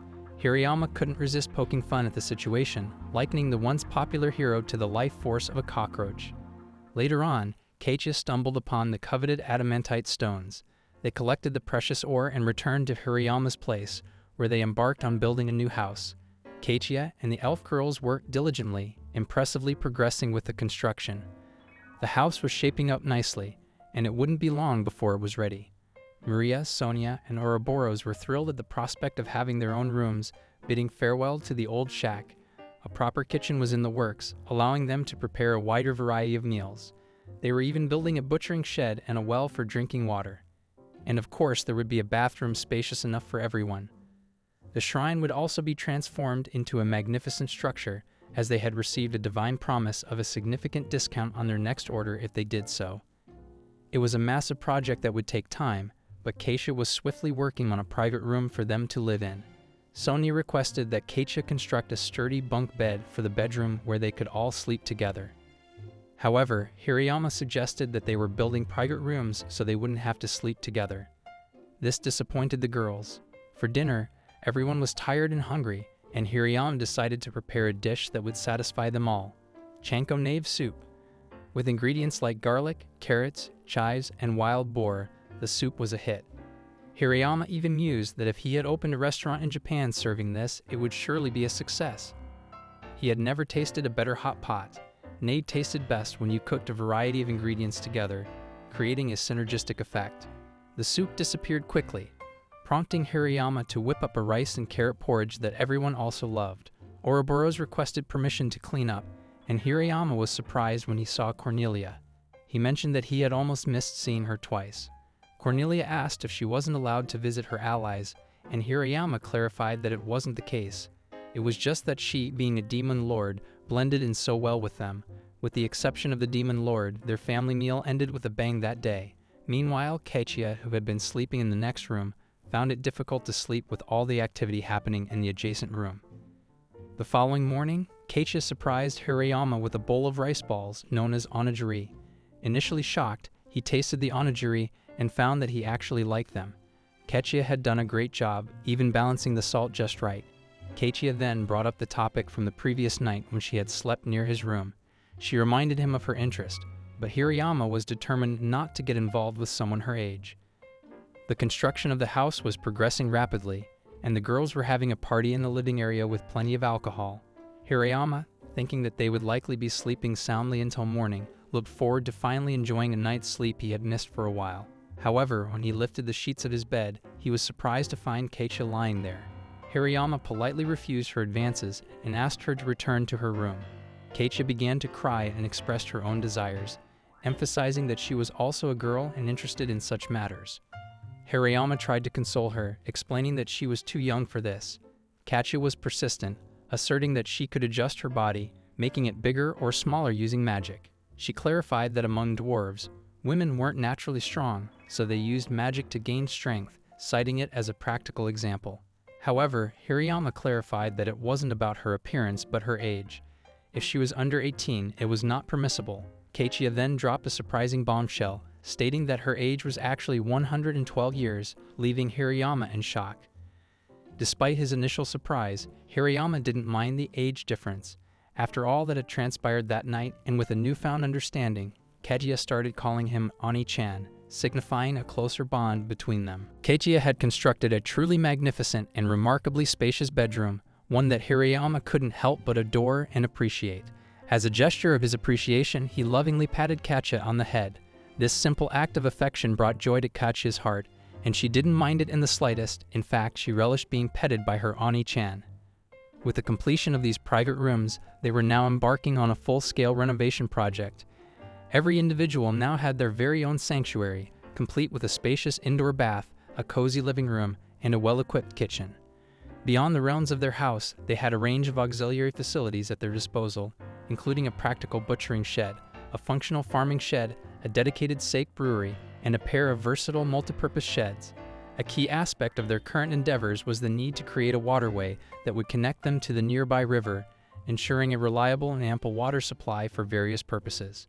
Keiichia astutely pointed out that she had already taken the initiative to purchase a considerable quantity of metal materials.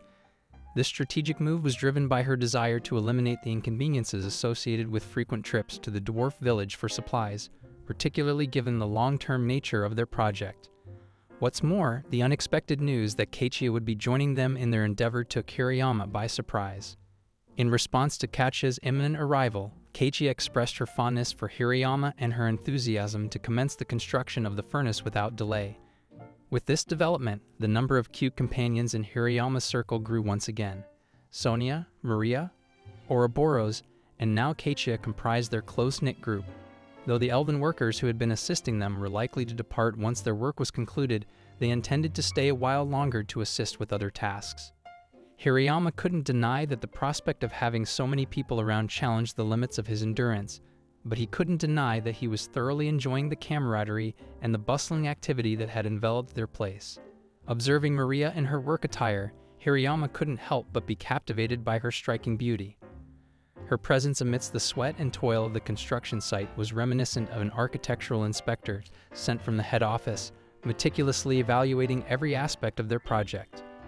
As their construction projects continued to unfold, the vineyard was expanding, and their dreams of producing a substantial amount of alcohol were taking shape.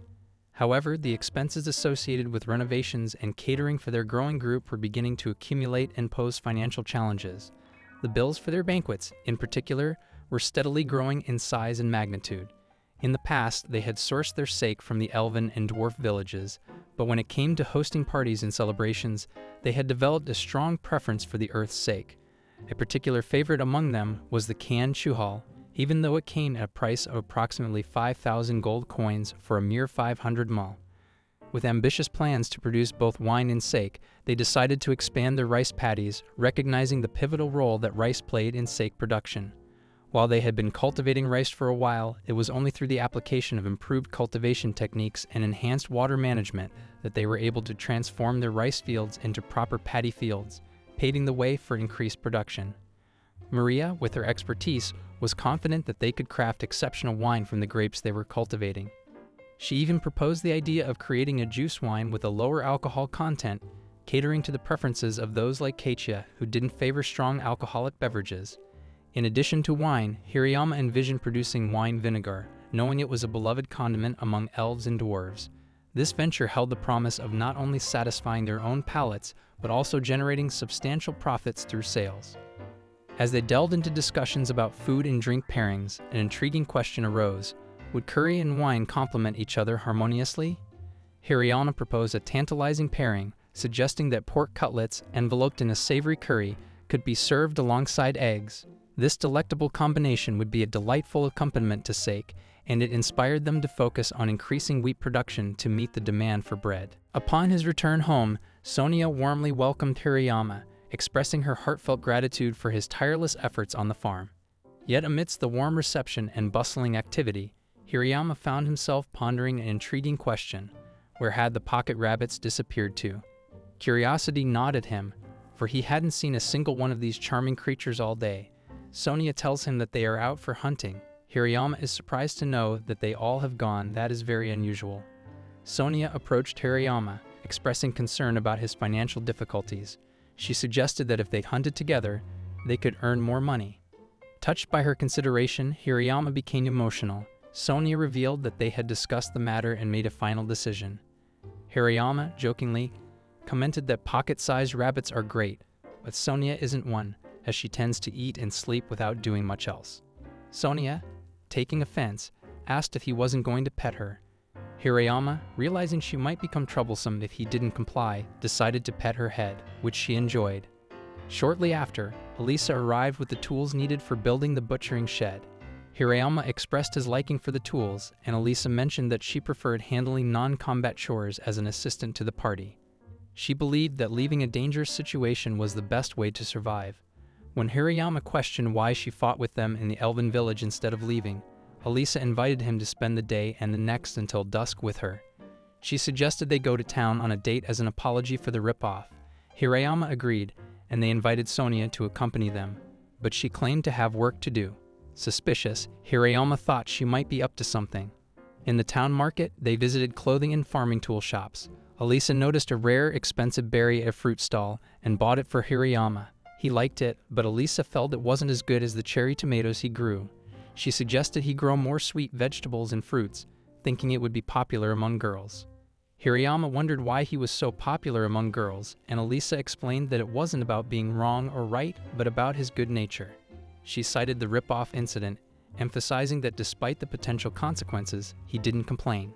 Elisa praised his ability to make a significant amount of money and declared him the strongest and most talented among humans. Hirayama, perplexed, contemplated his unexpected popularity. Elisa asserted that Hirayama was in a position where he was the center of everything, with everyone else being attracted to him. The heroine inquired about the other's intentions, suspecting that she had been half-forced to take him to the city. Elisa remained tight-lipped, refusing to reveal more. She declared that they would stay at the inn for the night, ensuring that it would be just the two of them.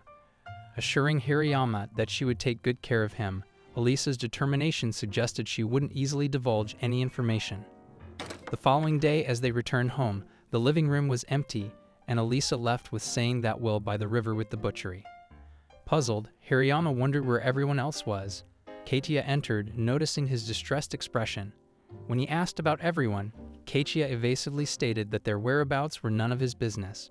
Feeling overwhelmed, Hirayama decided to sleep, hoping to put his thoughts to rest.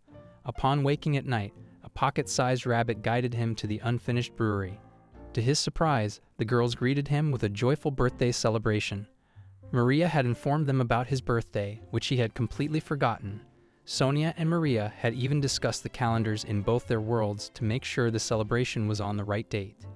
Touched by their love and efforts, Hirayama apologized for misunderstanding their actions. The pocket rabbits had prepared a carrot cake, Ouroboros and Maria had crafted his favorite teriyaki turkey, and the elf girls, along with Katya, had worked diligently on the interior. Sonia revealed they had a present for him, all the girls. Grateful and touched by their thoughtfulness, Hirayama realized they had been planning and working on the celebration since the previous day. Sonia declared they would party until they were very drunk, urging them to enjoy everything before the revelry began. Thus, Hirayama's birthday turned out to be an unexpectedly awesome and heartwarming celebration orchestrated by the caring and affectionate girls around him. Meanwhile, a girl is seen walking in the forest all exhausted. Dressed in safari suits, Maria and Sonia stood before Hirayama, who earnestly requested Maria to take charge, emphasizing that everything was counting on her. However, Maria, with a sense of realism, expressed her inability to guarantee everyone's safe return from the perilous expedition. The origins of this expedition traced back to a letter from Cornelia, whose primary income source was hunting demon beasts and selling them in the demon world. Due to the pocket rabbits, the number of high-level demon beasts available for sale at higher prices was decreasing in the region. Cornelia, faced with this challenge, had requested a temporary slowdown in the hunt. The pocket rabbits' destructive habits, such as burning through areas and leaving nothing in their wake, made it difficult for them to settle down. Reducing the hunt meant a decline in their income, and considering they lived off the meat they hunted, presented a dilemma. The proposed solution was an expedition to a high-level dungeon known as the Legendary Dungeon, a place notorious for luring adventurers to their demise. Inside this legendary dungeon lay a treasure trove of gold, silver, and valuable artifacts. The plan was to utilize this treasure to compensate for the reduction in their hunting grounds. Despite her reluctance, Maria found herself encouraged by Hirayama, who asserted that they couldn't simply leave everything to the pocket rabbits. In a moment of vulnerability, Maria made a pact with Hirayama, expressing that if she returned safely, she wanted him to pamper and love her. With the decision made, the girls embarked on their expedition, leaving behind a sense of anticipation and uncertainty. In addition to their challenges, the group faced the issue of transporting alcohol. While it was now possible to make wine, the elves expressed concerns about pushing a cart all the way to the city while avoiding monsters. On foot, carrying a cartload of alcohol would take a grueling 10 hours. The consideration of using a bull to pull the cart was pondered, even though it seemed like a longer route. Another option was for Hirayama to use his power to transport the wine using the item box, but this would inevitably lead to delays in farm work, raising concerns about efficiency. The dilemma emerged from the impossibility of halting one task without compromising the other. The following day, as Hirayama woke up, the pocket rabbits urgently informed him of an intruder. Ouroboros, however, reassured him that it couldn't be a monster because the place was guarded by Cornelia's ward. It must be a human. Taking charge, Hirayama requested Ouroboros to accompany him and sought Katya, assuming she was in charge. In the ensuing investigation, they discovered a girl lying on the floor, almost unconscious. Hirayama was shocked to see her, and he immediately asked his maid to cast a restoration spell. To his surprise, he realized that this was Mayu, the girl who had been reincarnated with him. Despite his less than stellar skills, Mayu had treated him as a normal person. Currently, her life was out of danger, but she was severely exhausted, requiring considerable time to regain consciousness. Concerned for Mayu's well-being, Hirayama asked Ouroboros to take care of her. Intrigued by the scratches and injuries on Mayu, Ouroboros attempted to remove her clothes to assess the wounds. She decided to give her a bath, as there might be hidden wounds behind her clothes. Covered in mud and blood, her clothes needed careful attention. Hirayama expressed his concern, acknowledging that Mayu might feel uncomfortable if a man saw her naked when she was unconscious. Despite her injuries, Ouroboros noticed many cuts on Mayu's body, hinting at a possible confrontation with someone wielding sharp weapons. She expressed a preference for treating the coarse scratches and began licking the wounds, drawn to the scent of blood. However, upon noticing Hirayama watching, she stopped and apologized for her behavior. Puzzled by Mayu's condition, Hirayama wondered about the events that transpired after he left and why she was alone in the forest with numerous cuts. He requested Katya and Ouroboros to take turns looking after her until she woke up. Later, Sonia and Maria returned, sharing their contrasting experiences from the expedition. While Sonia found it enjoyable, Maria was in a distressed state, expressing a reluctance to return to the dungeon. Seeking comfort, Maria turned to Hariyama for solace. The items retrieved from the dungeon held both value and mystery. Sonia, having acquired the sword of the legendary hero, surprised Hariyama. Though abandoned in the depths of the underground, Hariyama was relieved that they returned safely. He decided that in the future, he would send Ouroboros with them for added protection. Hariyama made a generous offering of a bag of gold coins in the offering box, totaling 10,000 gold coins. This indicated the rarity of the items they brought back. However, he faced uncertainty about what to do with other items like crown rings and swords. Exchanging them for cash posed challenges, and the high export tax to the demon world made seeking Cornelia's advice a complex decision. Sonia proposed a daring idea to throw all the valuables into the offering box. As she tossed the items into the box, an unexpected occurrence unfolded. The box began to act like a black hole, greedily sucking in everything with an insatiable appetite. The treasures vanished effortlessly, leaving the group astounded. In return, they received a colossal amount of currency. Hariyama couldn't help but ponder the potential repercussions of injecting such a substantial sum into the economy. The result was staggering, with more than 1,000,000 gold coins received in exchange for their various items. Maria expressed joy at the substantial windfall, acknowledging the hard work that had led to such prosperity. Ouroboros, intrigued by Maria's exuberance, questioned her behavior. Maria revealed her desire to know if there was a way to reverse the process and convert the money back into gold coins. With the substantial wealth amassed, she envisioned a comfortable and self-sufficient life in this world. However, the offering god interjected, stating that they couldn't reverse the money. However, Hariyama finds something he could buy. Curiosity piqued. The girls marveled at what Hariyama had ordered from the offering box. To their surprise, it turned out to be a truck. Gleefully, Hariyama proudly announced that it was a product made in Japan, a light truck. He expressed his pleasant surprise at how easy it was to drive. The enigmatic nature of the offering box acquisitions left the girls wondering about the truck's origin. Ouroboros speculated that it might be some kind of artifact from an ancient magical civilization powered by a magic stone. However, Hariyama dispelled the magical origins, explaining that the truck ran on solar energy, harnessing the power of sunlight. He emphasized that despite being in a different world, solar power could still provide sufficient horsepower. The offering box interjected, adding that while solar power was an option, if Hariyama needed more horsepower, he would have to resort to using gasoline. This, however, came with a cost as gasoline was expensive. Unfazed, Hariyama decided to stock up on gas tanks just in case they needed it along the way. The offering box cautioned about the potential dangers of storing gasoline in plastic containers, emphasizing the associated risks and managing breakdowns and potential dangers that might arise during their journey.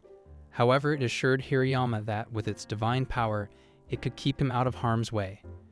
The offering box generously informed Hariyama that repairs for the truck would be free, an unexpected and benevolent gesture from a deity known for its fixation on money.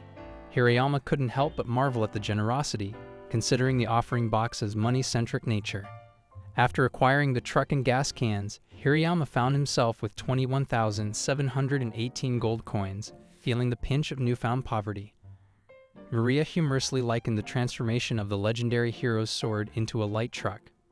With their new vehicle, they devised a plan to sell alcohol and vegetables in the city. However, the first order of business was teaching everyone how to drive, with Hariyama as the instructor. Sonia was the initial student, finding the experience incredibly enjoyable and expressing awe at the marvel of the iron carriage. Kechia followed suit, displaying adeptness in driving. Curious about the inner workings of the truck, Kechia proposed disassembling it, but Hariyama wisely discouraged such endeavors, emphasizing the challenge of reassembly. Ouroboros, despite her intimidating demeanor, surprisingly hesitated to step on the clutch, expressing concerns about safety. Maria, on the other hand, proved to be the fastest learner, determined to achieve speeds exceeding 70 kilometers per hour. The unexpected arrival of Cornelia brought a new dynamic to their driving lessons. Unfazed by the presence of the light truck, Cornelia revealed her prior exposure to modern technologies, having been to Japan and even ridden on a plane.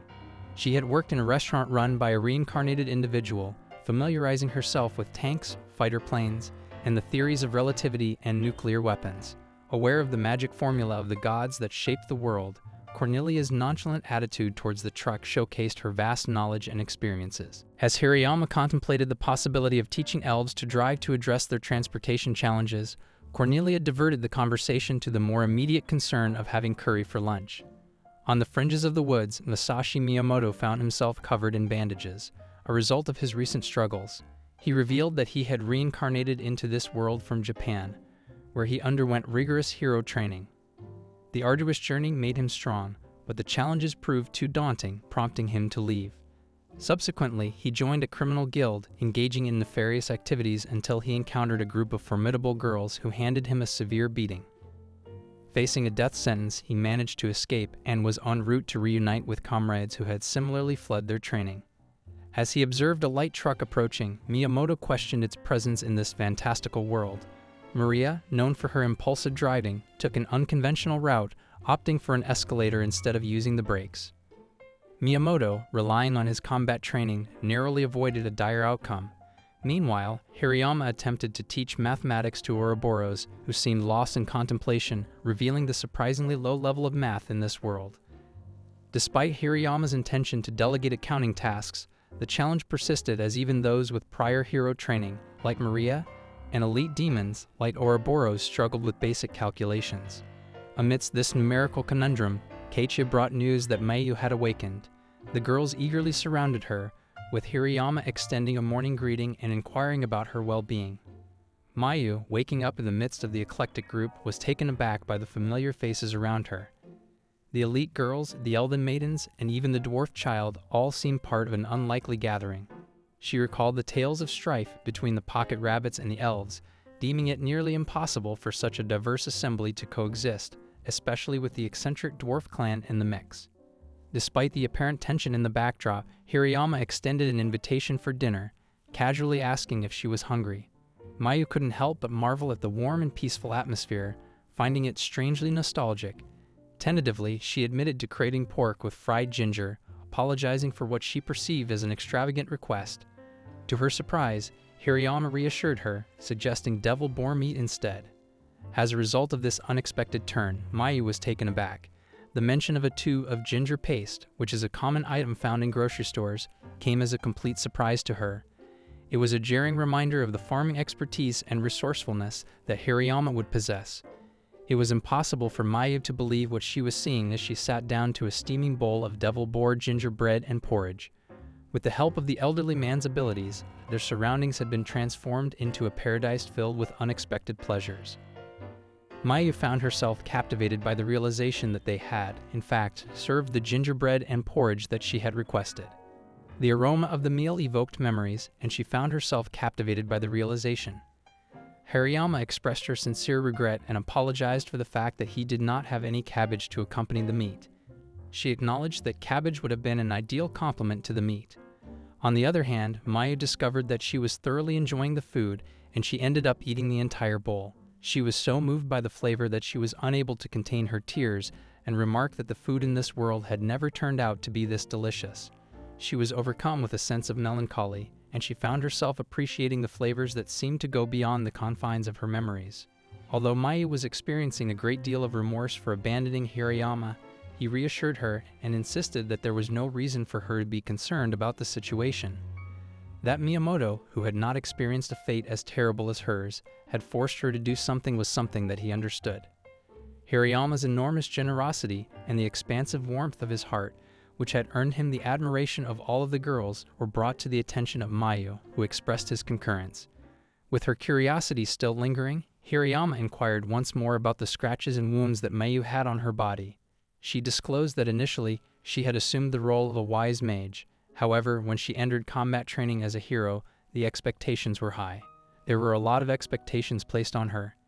It was a place where harsh punishments, collective responsibility, and a glaring lack of ethics prevailed, and the training facility became a crucible for the worst characteristics of athletic clubs. She was taken aback by the harsh reality of this world, in which surviving frequently meant engaging in some form of low-cost robbery. Mayu acknowledged that she had a fatal flaw, which was that she was unable to wipe out any monster. Some people gave her the impression that she was kind, but others referred to her as a coward. Her courage was brought to a halt by the conflicting feelings she experienced regarding the killing of demons, who might also have loved ones. The escape of Miyamoto and other individuals only served to exacerbate the already stringent conditions that existed at the facility, which resulted in severe punishments and increased scrutiny for each and every failure. It was during a training exercise that they staged an accident, which resulted in her being thrown into an abyss with injuries that were on the verge of being fatal. After being rescued by villagers from a remote village, she discovered comfort in the kindness of the villagers, which was a stark contrast to the brutal days of training for combat. To add insult to injury, the village was taken by bandits, which was a tragic event.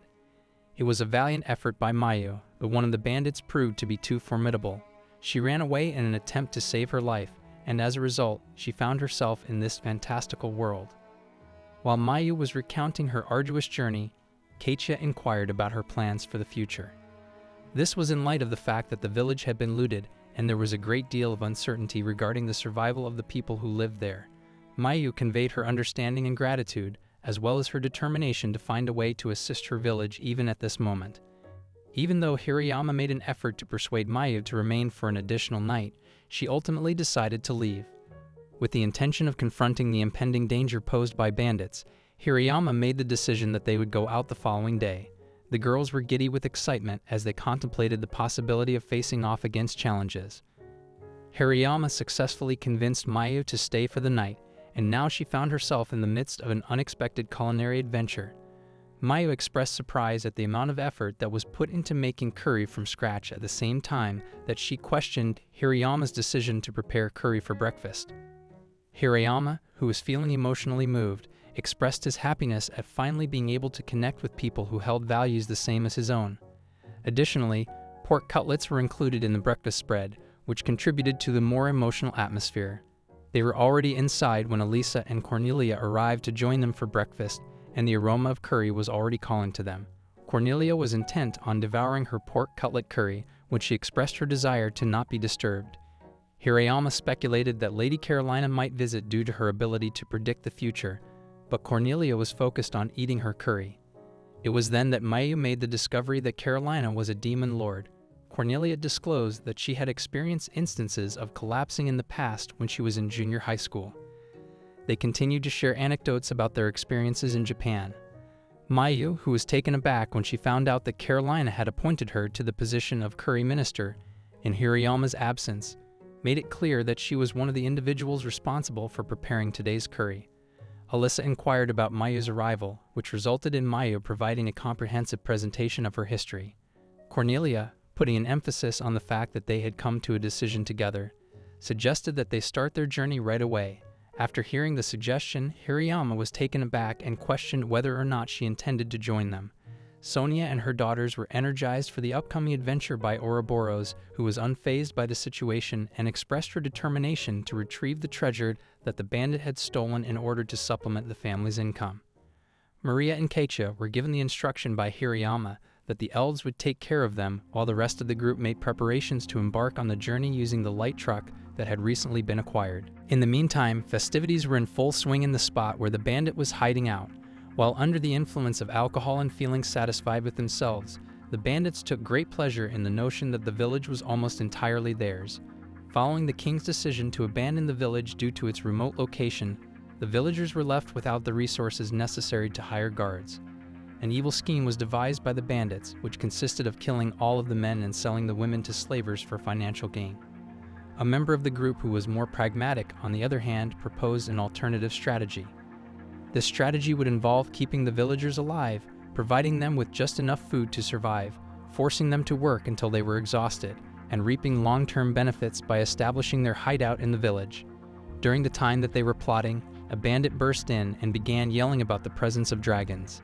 In the course of his reflections, the leader of the group came to the realization that they were not in the forest of no returns, but rather some mountains.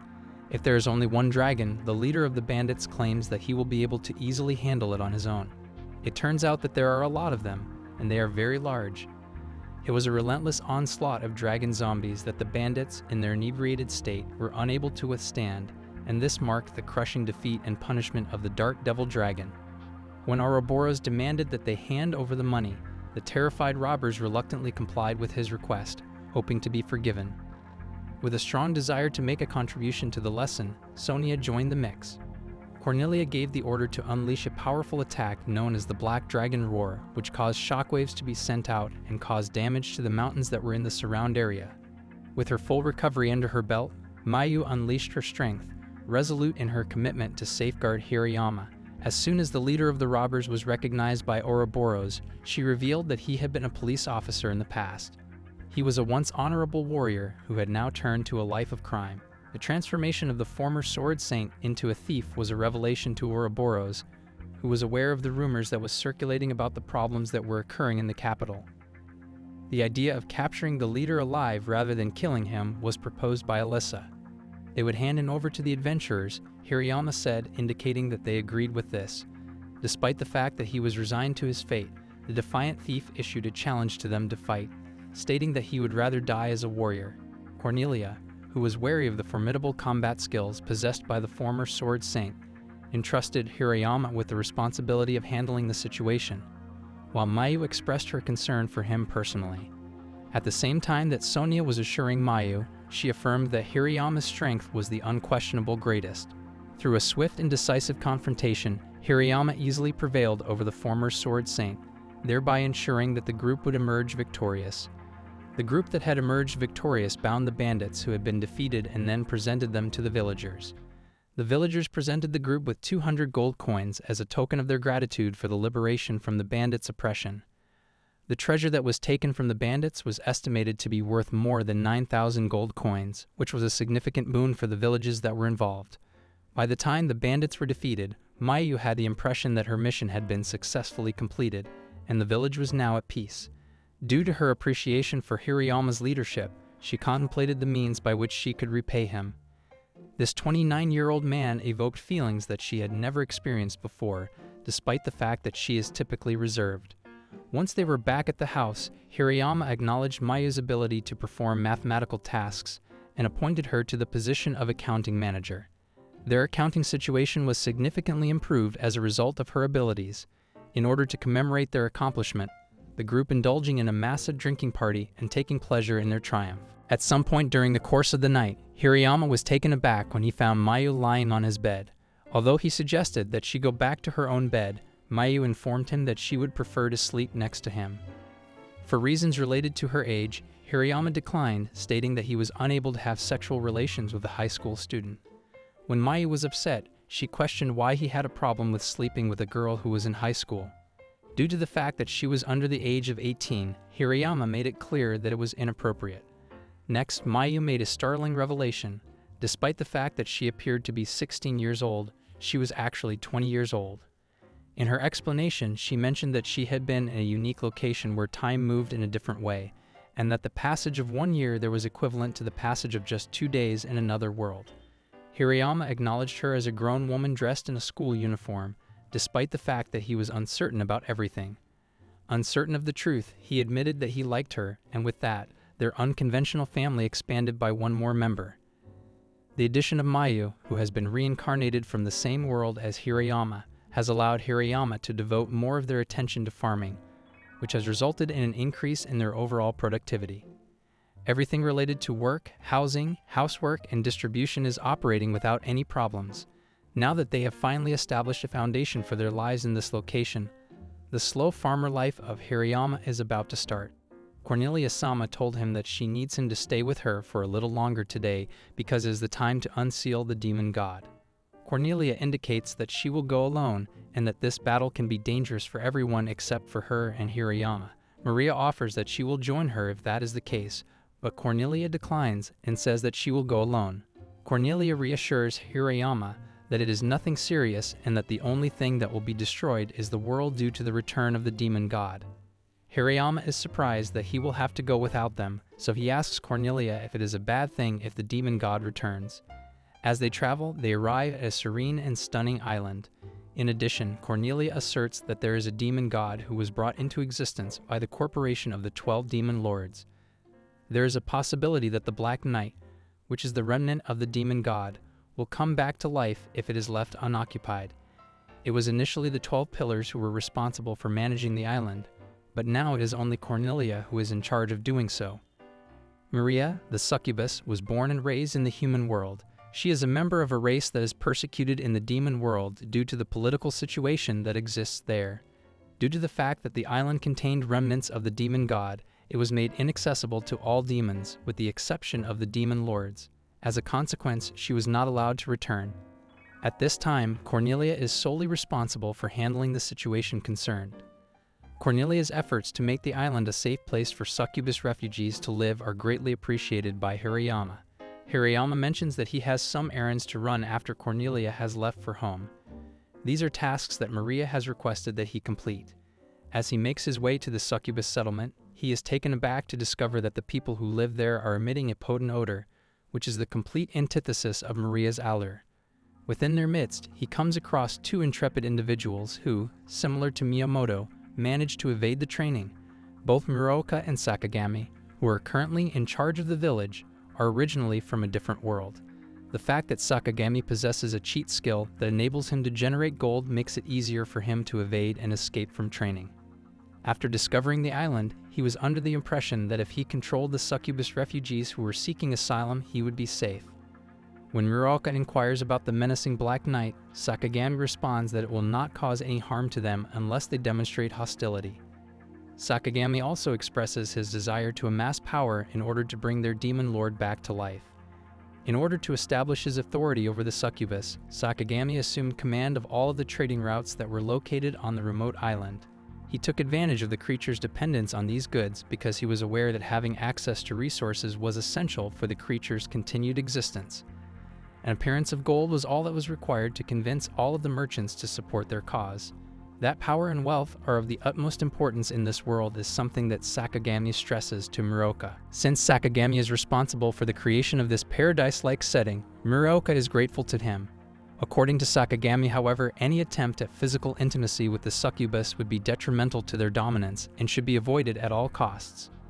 It is his suggestion that they satisfy themselves visually. Seeing how the succubus obediently follows orders is something that Muroka finds to be ridiculous.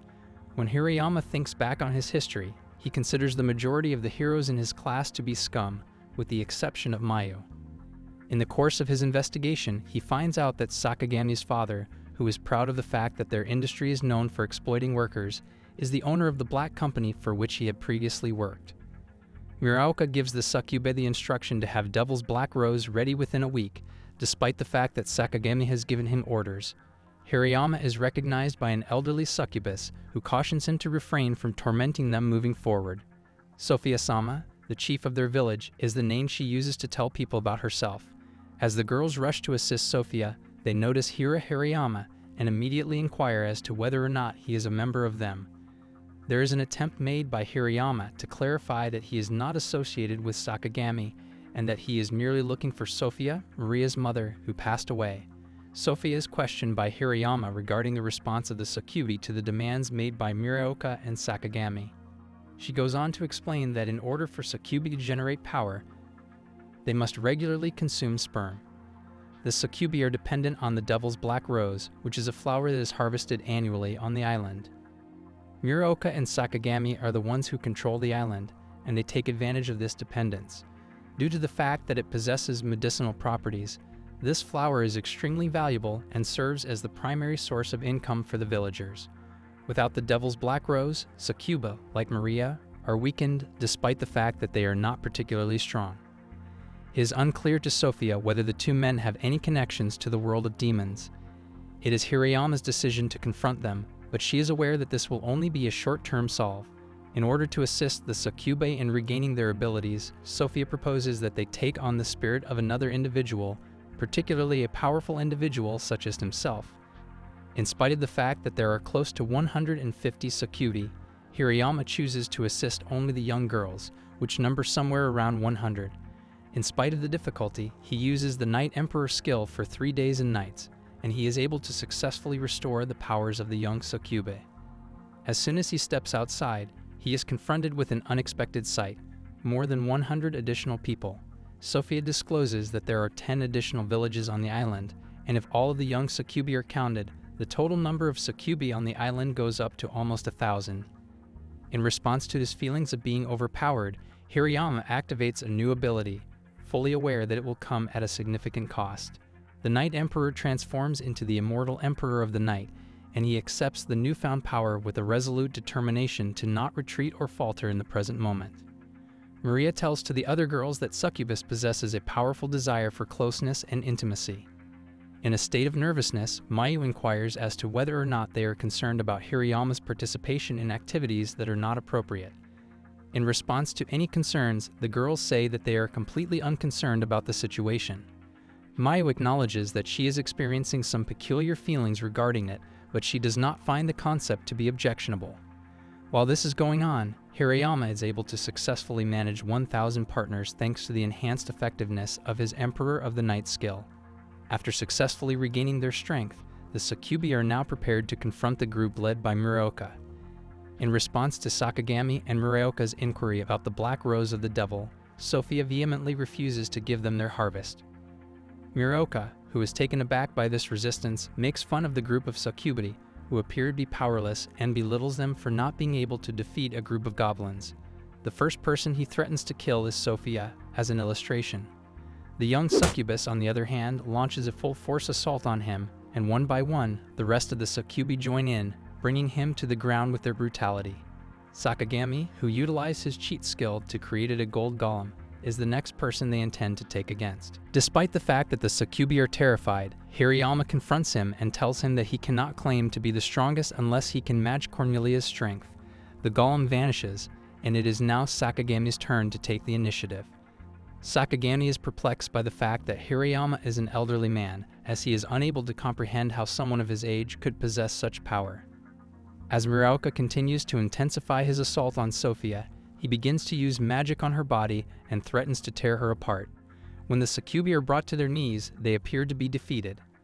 A light truck driven by Maria, however, suddenly collides with Muraoka and Sakagami. This occurs out of nowhere. Maria and all of the other girls have arrived to provide assistance to Hirayama. Mayu is taken aback by the presence of other reincarnated heroes, and Sophia is even more taken aback by the fact that Cornelia is assisting Hirayama. Hirayama introduces himself as Hirayama, a farmer, and the girls express their concern for his extended absence. It is a joyous occasion for Maria to see her mother once more. While the girls are enjoying themselves at the beach, they change into their swimsuits and throw a delicious lunch party to express their gratitude to Hirayama for rescuing themselves and everyone else on the Succubus Island. Maria provides him with the information that she has successfully dealt with the intruders and that they are currently enjoying a delightful barbecue banquet. The Succubi, on the other hand, are hesitant to consume the sauce because it contains garlic. As a result, Maria decides to prepare a different dish that does not contain garlic. This dish is oyster agillo and devil boar stir fry, and it is made with ingredients that are found in the area. The Succubi adore it, as they experience a revitalization of their strength even in the absence of garlic, and they feel an abundance of energy within themselves.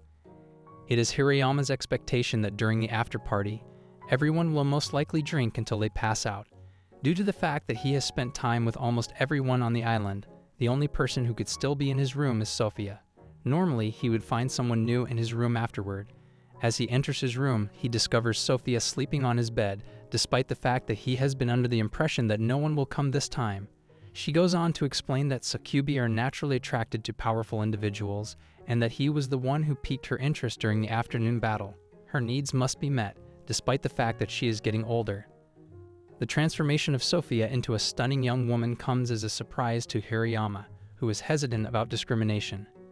At that precise moment, Maria walks into the room and expresses her displeasure that Sophia arrived earlier than she did. As a result of the fact that she has been missing Hirayama for such a long time, she insists that she cannot continue to hold back. The two of them come to the conclusion that they will participate in intimate activities together. Hirayama is adamantly opposed, citing ethical concerns as the reason for her opposition. However, Maria laughs off the idea, asserting that ethics do not exist for them. After learning that Cornelia enjoys miso curry, Hirayama generously provides the raw materials for making miso. Cornelia is excited about this discovery. Miso curry was a dish that Cornelia enjoyed. He gives the servants the responsibility of preparing the miso for her that is of the highest possible quality, and they divide the profits equally among themselves. From the perspective of someone who was born and raised in Japan, the act of sharing miso with other people is something that he finds to be very welcoming. In addition to this, they start manufacturing doburoku, which is a popular product that is distributed to the villages that are located in the surrounding area. Arisa is in charge of the business transactions, and Maria is in charge of transporting the goods using the light truck. Mayu provides assistance with accounting to ensure that everything runs smoothly, and the surplus of crops is used for their own personal consumption rather than being sold. Sonia is a total and utter neat, but her little guys put in a lot of effort despite the fact that they are extremely hardworking. At this very moment, Hirayama's new family is having a wonderful time on the farm and living a prosperous life. Throughout the course of a single day, Hirayama witnesses two objects that appear to be comets falling from the sky simultaneously. The sites of impact give rise to the appearance of two goat-like creatures, one of which is a male and the other of which is a female. Coco and Lulu are the names they use to introduce themselves, and they are both employees of the Administration Bureau of Superhuman Skills. As the one who is in charge of both time and space, Coronos is the one who commands them. It is explained to them that Coronos keeps a watchful eye on newcomers from Earth, particularly those who are making use of the blessings of the 8 million deities. The fact that a divine power is beginning to emerge in the land is something that they have just recently discovered. If Hirayama were to inquire of Mayu whether or not she possesses such capabilities or skills, she would be curious. To be more specific, Coco explains that they are looking for individuals who are in possession of a divine blessing that is so powerful that it has the potential to change the very nature of the world. In response to Hirayama's inquiry regarding their plans in the event that they come across an Earthling who possesses extraordinary abilities, those plans are discussed. During their conversation, Coco reveals to him that it is beyond any doubt that they will completely destroy them. In the event that it is not the god of agriculture, Hirayama claims that he has no idea what is going on with the situation. It is revealed to him by Coco that Coronos has stated that he was able to sense the ecchi vibrations emanating from the erotic god. Coco brings this information to his attention. Hirayama is concerned about what he ought to do at this moment because he has the notion that the power might be connected to the skill that the Night Emperor possesses. This is the reason why he is concerned. When Hirayama is about to release the erotic god's energy, Lulu is able to detect the aroma of the energy that is about to be released. Hirayama responds to her inquiry about what he believed he would be able to conceal by stating that it is not the case. Regardless of the circumstances, he is not deceiving them in any way. The fact that Cornelia has allowed him to reside in this location is something that he discusses, as is the fact that she will not remain still if they make an attempt to touch an individual. Although this is the case, Coco and Lulu do not consider him to be credible. It has been asserted that the use of the name of the Demon Lord is a tactic that is so elementary school that it is comparable to lying. This opinion has been supported by evidence. The fact that Hirayama is an adult and that these guys are almost the same age as Keisha compels him to make an effort to keep his composure in the face of the situation. These individuals are allowed to communicate with Cornelia, despite the fact that Hirayama asserts that he is not making any statements. Coco asserts that there is no legal requirement for that to take place. As a matter of fact, he is dissatisfied with the fact that a male human being is speaking to one of the demon lords without using any honorifics. The blessings of a demonic lord cannot be bestowed upon a mere human being because it is impossible for them to do so. Cornelia ought to be demonstrated to him if he asserts that he is familiar with her. A demonstration of Ouroboros is given to them, and Hirayama makes an effort to persuade them that she is Cornelia's attendant. However, the children do not believe him. Hirayama is beginning to come to the conclusion that Cornelia must have constructed some kind of preventative barrier around this location as time goes on. In spite of this, Ouroboros explains to him that the barrier will need to be renewed on a regular basis, which consequently indicates that there is not a protective barrier in this location at the present time. At this moment, Hirayama is pondering the actions that are anticipated of him. Is it true that if they choose to commit annihilation, they will fight to the death instead of surrendering? The fact that it is merely a figure of speech is something that Lulu explains to them. To put it another way, the elderly man is obligated to provide evidence to them regarding whether or not he is qualified. It is for this reason that they are going to put him through a series of tests in order to ascertain whether or not he is worthy of the authority that God bestows upon him. Reversi, a board game, will be used as the first test in this particular endeavor. Based on the evidence that has been presented, it would appear that Demon Lord Coronos gives permission for the two of them to utilize this particular method of testing. The purpose of this may be to put his wisdom to the test in order to determine how he ought to handle the power that the god possesses. Due to the fact that it has been a very long time since he has taken part in this game, He does not possess a level of self-confidence that is particularly notable. He does not have a clear understanding of how they will play this game in this world. However, judging by the manner in which this young girl is speaking, it appears to be that she is quite good at the game.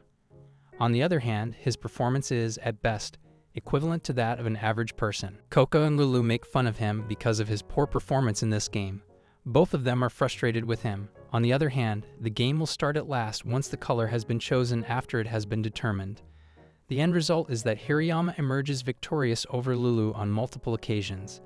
It was a revelation to her that he possessed such a great deal of power. Coco yells at him the moment Lulu starts crying, cursing him for making a young girl cry. Hirayama is currently experiencing a sensation that can be described as being electrified at this very moment. The cathartic feeling that he is experiencing is greater than it has ever been. Hirayama is under the impression that he has never fully appreciated how thrilling it is to bring a young girl out of her arrogance and bring her to her knees. Hirayama is brought back to his senses by Mayu, who beats him with a slap. The act is greatly appreciated by Hirayama. Lulu notices this and makes the observation that it indicates that he is a complete and utter nerd and that he is only capable of using his brains.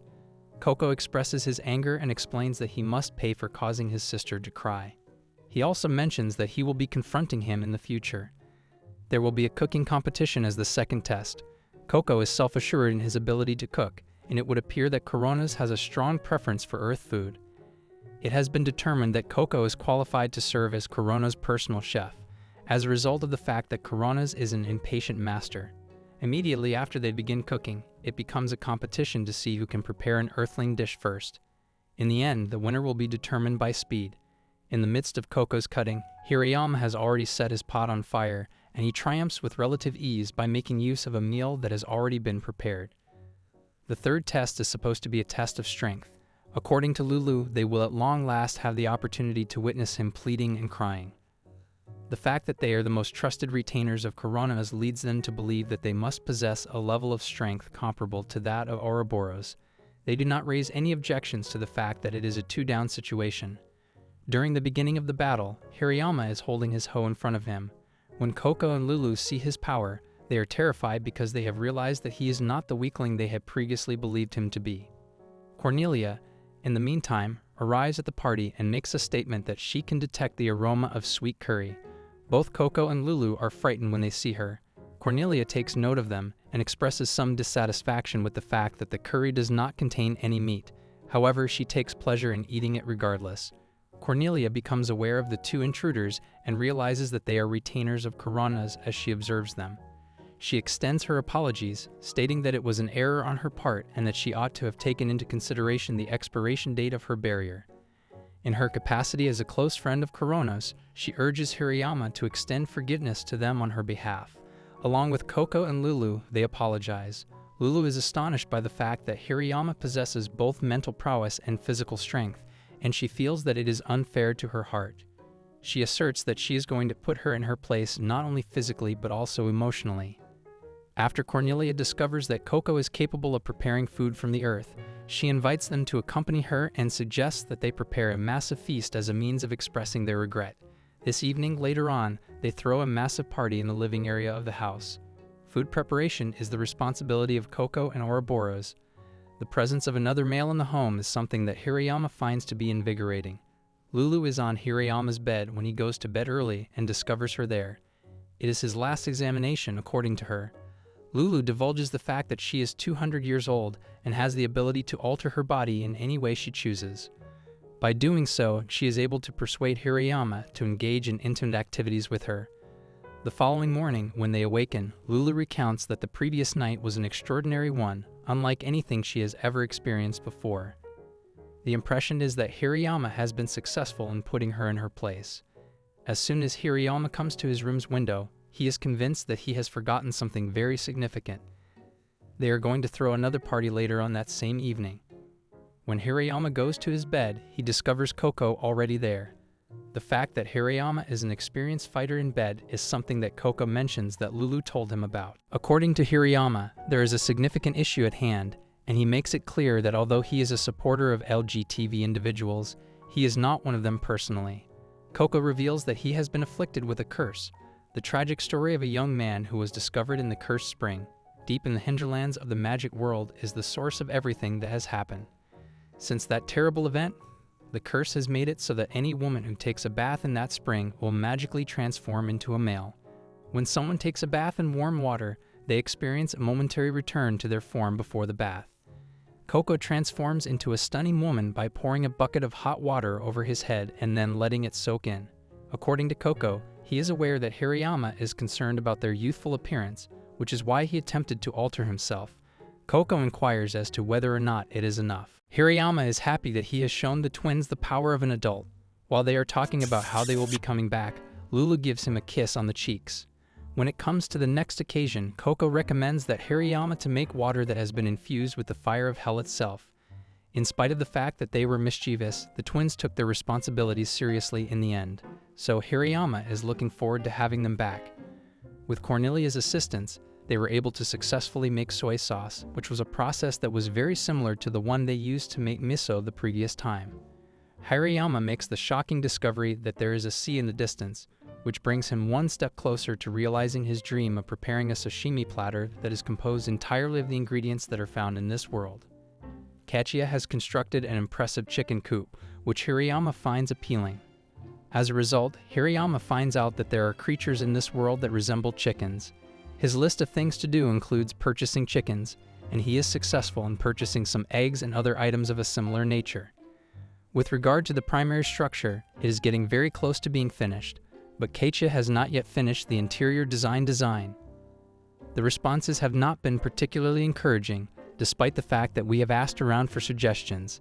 However, due to his lack of experience in interior design, the young man decides to pray at the offering box instead of offering his assistance first. Kachiya is moved to action as a result of the book that he receives as a response, which contains examples of designs. The boy is taken aback by the fact that a straightforward guidebook containing photographs of temples could have such an impact. After she has completed the task, Kachiya queries the young man about his meal. He says that it's nothing more than an egg on rice, but Kachiya cautions him that it could potentially make him feel queasy. The young man gives her the assurance that he has applied some purifying magic to it, so he is not concerned about salmonella getting into it. He asks Kachiya to sample the egg dish that he has prepared, and although the young girl is initially uncertain about whether or not she is able to consume it, she ultimately finds that she enjoys it and finds it to be the ideal combination. The boy suggests that a small amount of soy sauce be added to the dish. A woman named Maria walks in and says that she is interested in trying it, and that she also enjoys it. In a short amount of time, their house is completely taken over by an enormous egg craze, and breakfast is now typically comprised of either an omelette or a fried egg. However, there are a variety of perspectives regarding omelettes. Some people favor them with sugar, while others prefer them without sugar. The curry powder is what Cornelia likes to use in hers. The boy makes the decision to put an end to the argument by preparing omelettes that are both sweet and unsweetened. For fried eggs, there is a similar divide, with some people favoring soy sauce while others choose salt as their preferred seasoning. The household makes the most of the variety, despite the fact that it is different. Unexpectedly, the elf queen shows up at their doorstep, accompanied by a large group of elven young ladies. When the young boy inquires about the situation, the elf queen responds by stating that she has arrived to request a favor from the boy. The young boy recognizes two people who are familiar to him among the crowd.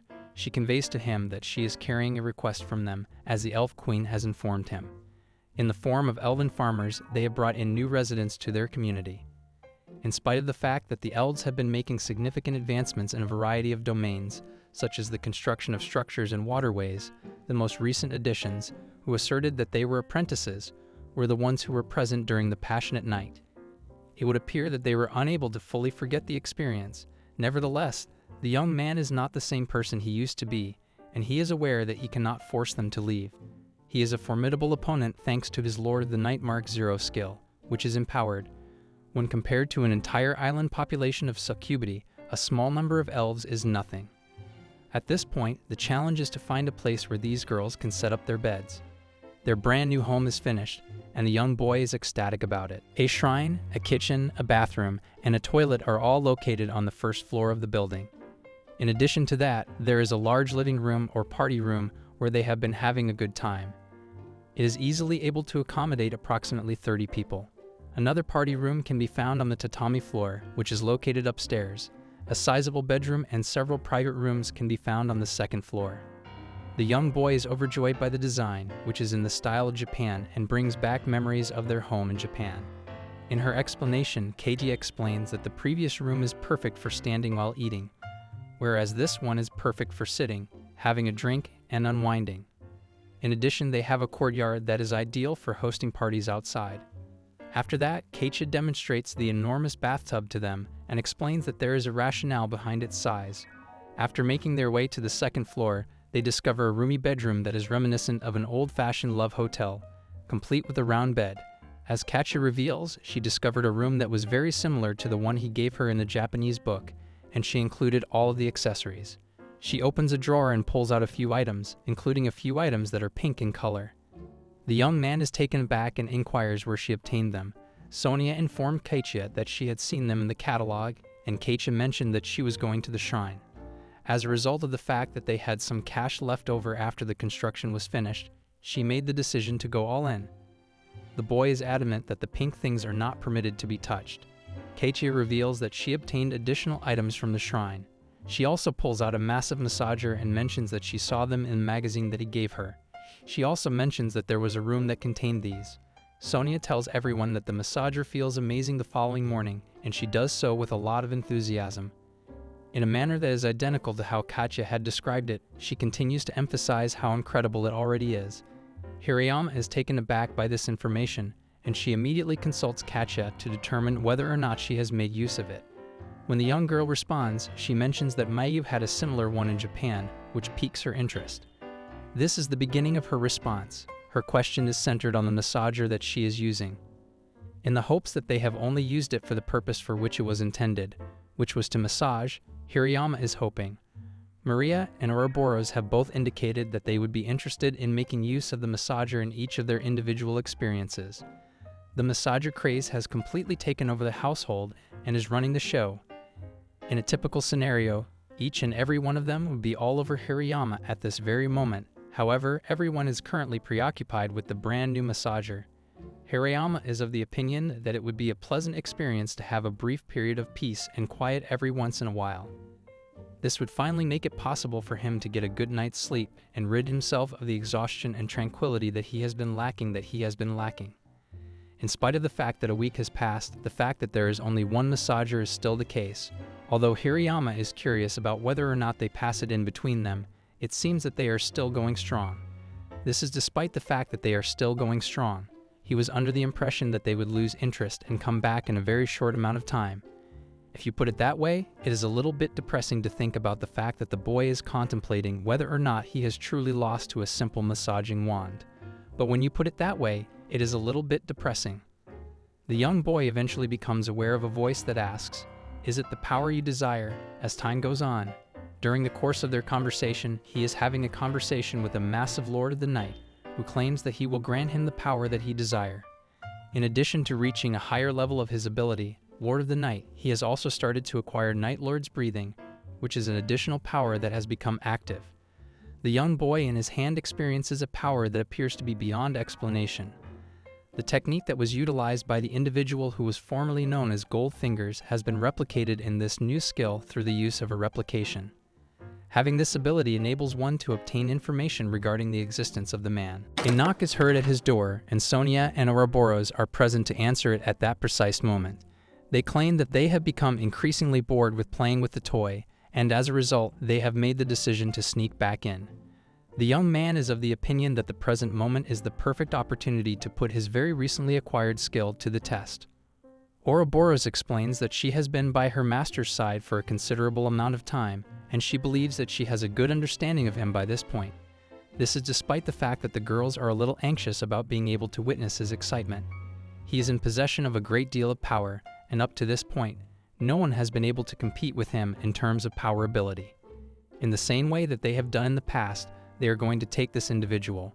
Rising Squirt is the name of the new technique that has been developed, and it is denoted by the name Goldfinger. Ouroboros makes her way down the stairs in the morning of the following day, all the while reciting that her master is something truly remarkable. Even though they acknowledge that he has always been awesome, the girls believe that his new technique is completely insane. This is despite the fact that they respect him for his awesomeness. This is something that Sonia confirmed. Within the context of their inquiry, the young ladies inquire as to whether or not they would be unable to compete with him if they utilize their combined potential. After a period of time has passed, when they enter Hirayama's bedroom, he is ready to take all of them with him at that point. At the same time that he is adamant that he will not forgive anyone who makes an effort to defend themselves against his assault, he employs his exceptional method. All of the girls eventually come to terms with the fact that his capabilities are significantly more advanced than those of any machine. This realization occurs as time passes. All of his rivals are absent. Despite the fact that there were a great number of nights that were peaceful throughout the entirety of the night, he would eventually come to destroy his tranquility by his own hands.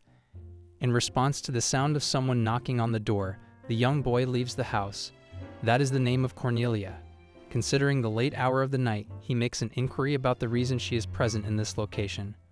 Cornelia tells him that the door has been opened once more and that they should start their journey at this point by following the instructions that she has given them. Due to the fact that Hirayama is having trouble understanding what she is referring to, he has requested that she provide a more in-depth explanation concerning her destination.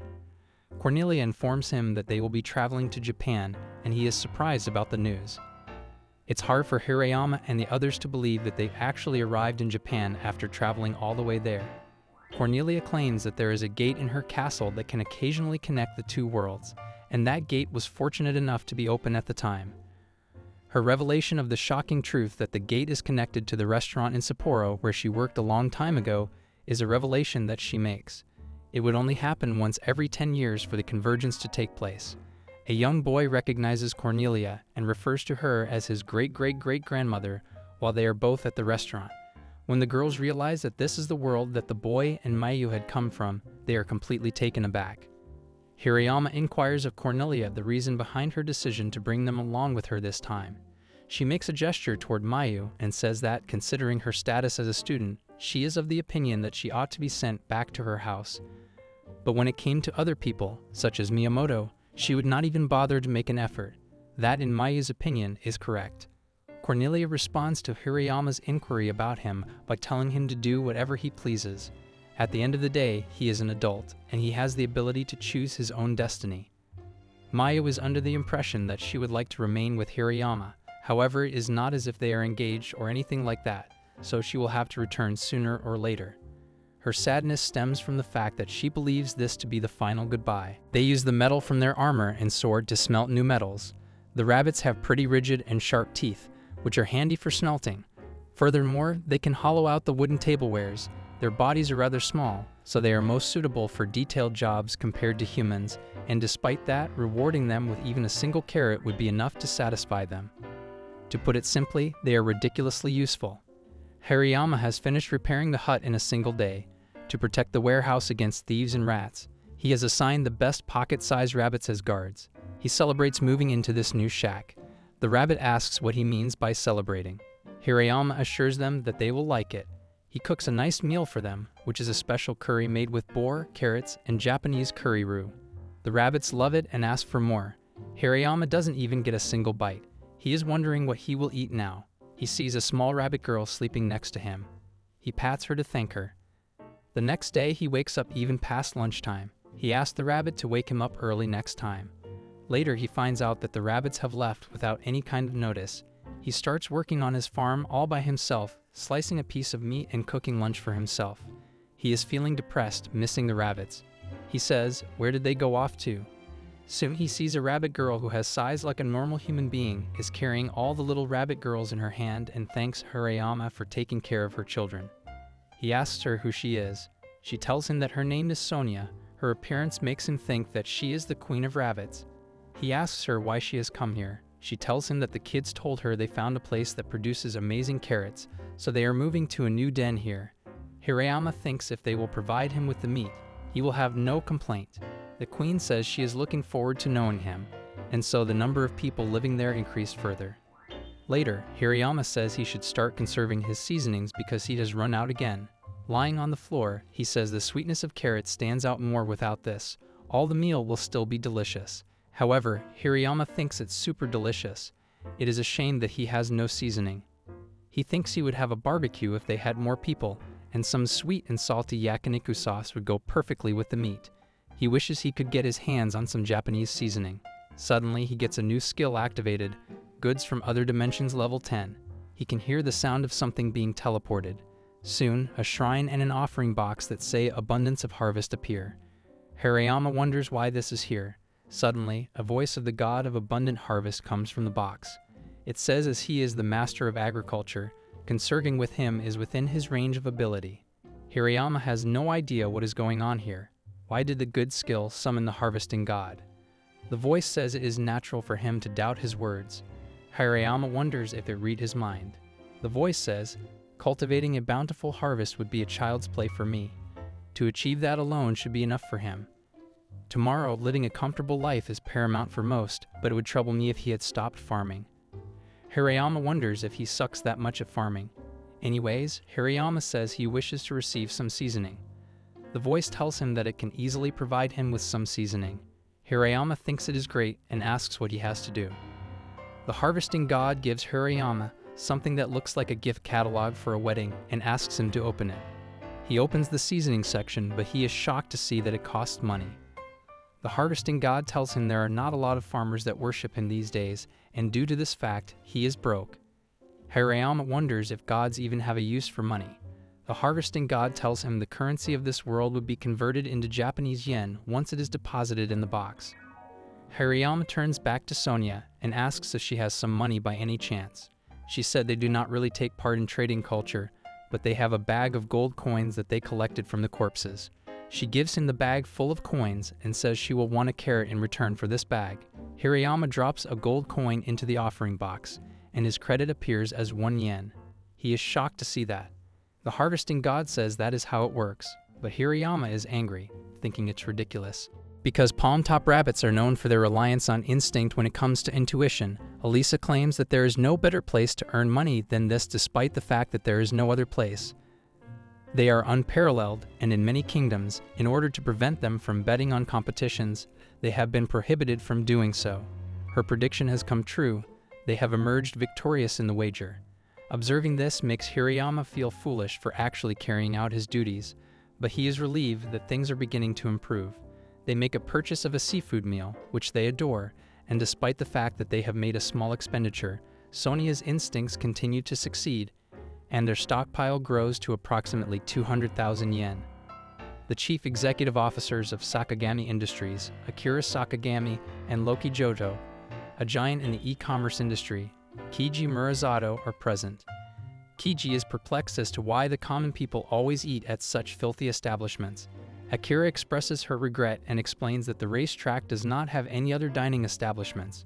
He needs to be aware of the fact that in order for them to conduct business with the common people, they should occasionally visit these filthy places in order to better comprehend the sensibilities of the common people. When Hirayama discovers that Akira is the chief executive officer of the sweatshop where he formerly worked, it fills him with a sense of satisfaction that he made the decision to relocate to the other world. Kiji is still perplexed as to what it is about this that the average person finds so exciting.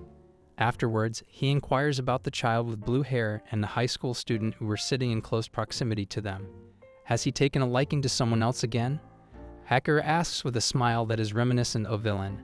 Kiji asks if he could make a request for the usual team, despite the fact that he is certain the communists cannot even fathom the fact that out of the 800,000 people who go missing every year in Japan, almost 100,000 of them are kidnapped by secret organizations that are maintained by the most powerful people in the world. Because of Akira Sakagami, he is certain that people would never be able to imagine being completely manipulated by a simple whim on their part. Despite the fact that Hariyama is perplexed by the fact that Sonia's hit rate has been approximately 8% up to this point, he is not overly concerned because the slow and steady wins appear to be working out. Sonia, on the other hand, reveals to him that Maria has placed all of the $400,000 that they had on the same horse. The horse that she has placed a wager on, Lusty Pink, appears to be gradually losing ground, while the horse that she has wager on, number 7, Elite Sweat, appears to be gaining ground. It appears as though something has gotten into her. As a matter of fact, the number 7 is extremely quick and never stops moving forward. Due to the fact that they have placed all of their money on the horse ranked 3rd, Hirayama does not believe that this is good news. It is a source of great joy for Akira and Kiji that their horse is winning. but this is due to the fact that every other horse has been injected with drugs. This horse has cost Kiji 100 million yen, which is all of the money he has available for spending this month. Despite the fact that he was aware of the outcome, he must admit that he desired to increase that wager. It is unfortunate that when they begin discussing the amount of 1 or 2 billion, it becomes rather difficult to conceal the involvement of the organization. What are they going to do now? Hariyama is concerned and asks Maria what they are going to do. The number 3 is brought back into the game after Maria uses his special magic, which is called Muscle Maxer, on it. Following an outstanding performance, it takes the lead among 8 horses, leading the competition in the dust to secure an astounding victory, with number 7 coming in second place. Hariyama is overjoyed that they were victorious, but Kiji is in a state of disbelief and is unable to comprehend what is taking place. Because Teji believes that he needs to vent his frustration on the 2 girls, the one with blue hair and the high school student from earlier, he tells them that it is okay and that there is no point in crying over milk that has been spilled. During the time that the other members of the group are taking in the scene, Keiichi, Mayu, and Elisa are staying at the accommodation to rest. Maria responds to Sonia's request for appreciation for all of her efforts by stating that if that is the case, then she is also deserving of some. The girls talk to Hariyama about how it makes them feel a certain way, and they inquire as to whether or not they are unable to do it at this moment. Hariyama makes an effort to explain that they are currently in Japan and that they are unable to go outside and do things like that. The statement made by Maria is that it is fine if no one sees. She performs a spell that is a combination of soundproofing and presence concealment through the use of magic. It is impossible for anyone outside of this box to detect their presence if they are contained within this box. As a result of Sonia's assurance that it would not be a problem at this time, they decide to expose their bodies and minds to the natural environment. Hariyama took the girls shopping before they went on their sightseeing tour in Tokyo. She wanted them to buy contemporary clothing that would help them blend in with contemporary Japanese society, so she took them shopping. When they are finally ready to meet Cornelia in Tokyo, the boy suggests that they wear hats so that they can blend in with the crowd more effectively. This will allow them to communicate more effectively with Cornelia. When the girls finally make it to the airport, they are overjoyed to see the airplanes that are waiting for them. On the other hand, Maria and Keiichi talk about the fact that they are both terrified of flying to great heights. In spite of this, they are able to arrive in Tokyo without any problems, and once they arrive, they are able to meet Cornelia. Cornelia tells the boy that she is dressed in a maid's uniform, which surprised him. Cornelia's explanation causes him to be surprised. According to her explanation, she wore it as her uniform when she worked in a restaurant, and she believes that it should not be a problem for her to wear it outside of the restaurant. After some time, the young man realizes that his efforts to blend in with the crowd are, to some extent, unsuccessful. The train is so impressive that the girls are awestruck by it. They compare it to a gigantic snake, which is analogous to a monster that exists in a different world. They are taken aback and surprised when they see people entering the building. Cornelia reveals that she, too, experienced a reaction that was very similar to theirs when she first rode the train. Kataya is taken aback by the towering structures, and it is possible that she is curious about the sophisticated magic architecture that was utilized in the construction of these structures. Maria, on the other hand, is intrigued by the question of where the power for the trains and planes comes from, and she is of the opinion that it must be some kind of potent magic. Everyone is taken aback when the boy reveals that there is no magic in this world. This revelation comes as a comprehensive surprise to everyone. They are initially under the impression that it is a joke. However, the young man insists that he is serious and explains that rather than having magic, they have technology. This causes them to be confused. After having lunch on the train while they are traveling, Cornelia takes them to a location that she refers to as the Holy Land of Japanese culture. This location is the epicenter of the entire country. Cornelia takes them there. Cornelia admits that she is already dressed up as a maid, and that standing there allows her to bask in the praise of the people. This admittance sheds light on the fact that she is a person who seeks attention. This is a response to the boy's question about why she is in this particular location, which he asked. The question that Hariyama pondered was whether or not the place that Cornelia had brought them to was, in fact, a holy land of some kind.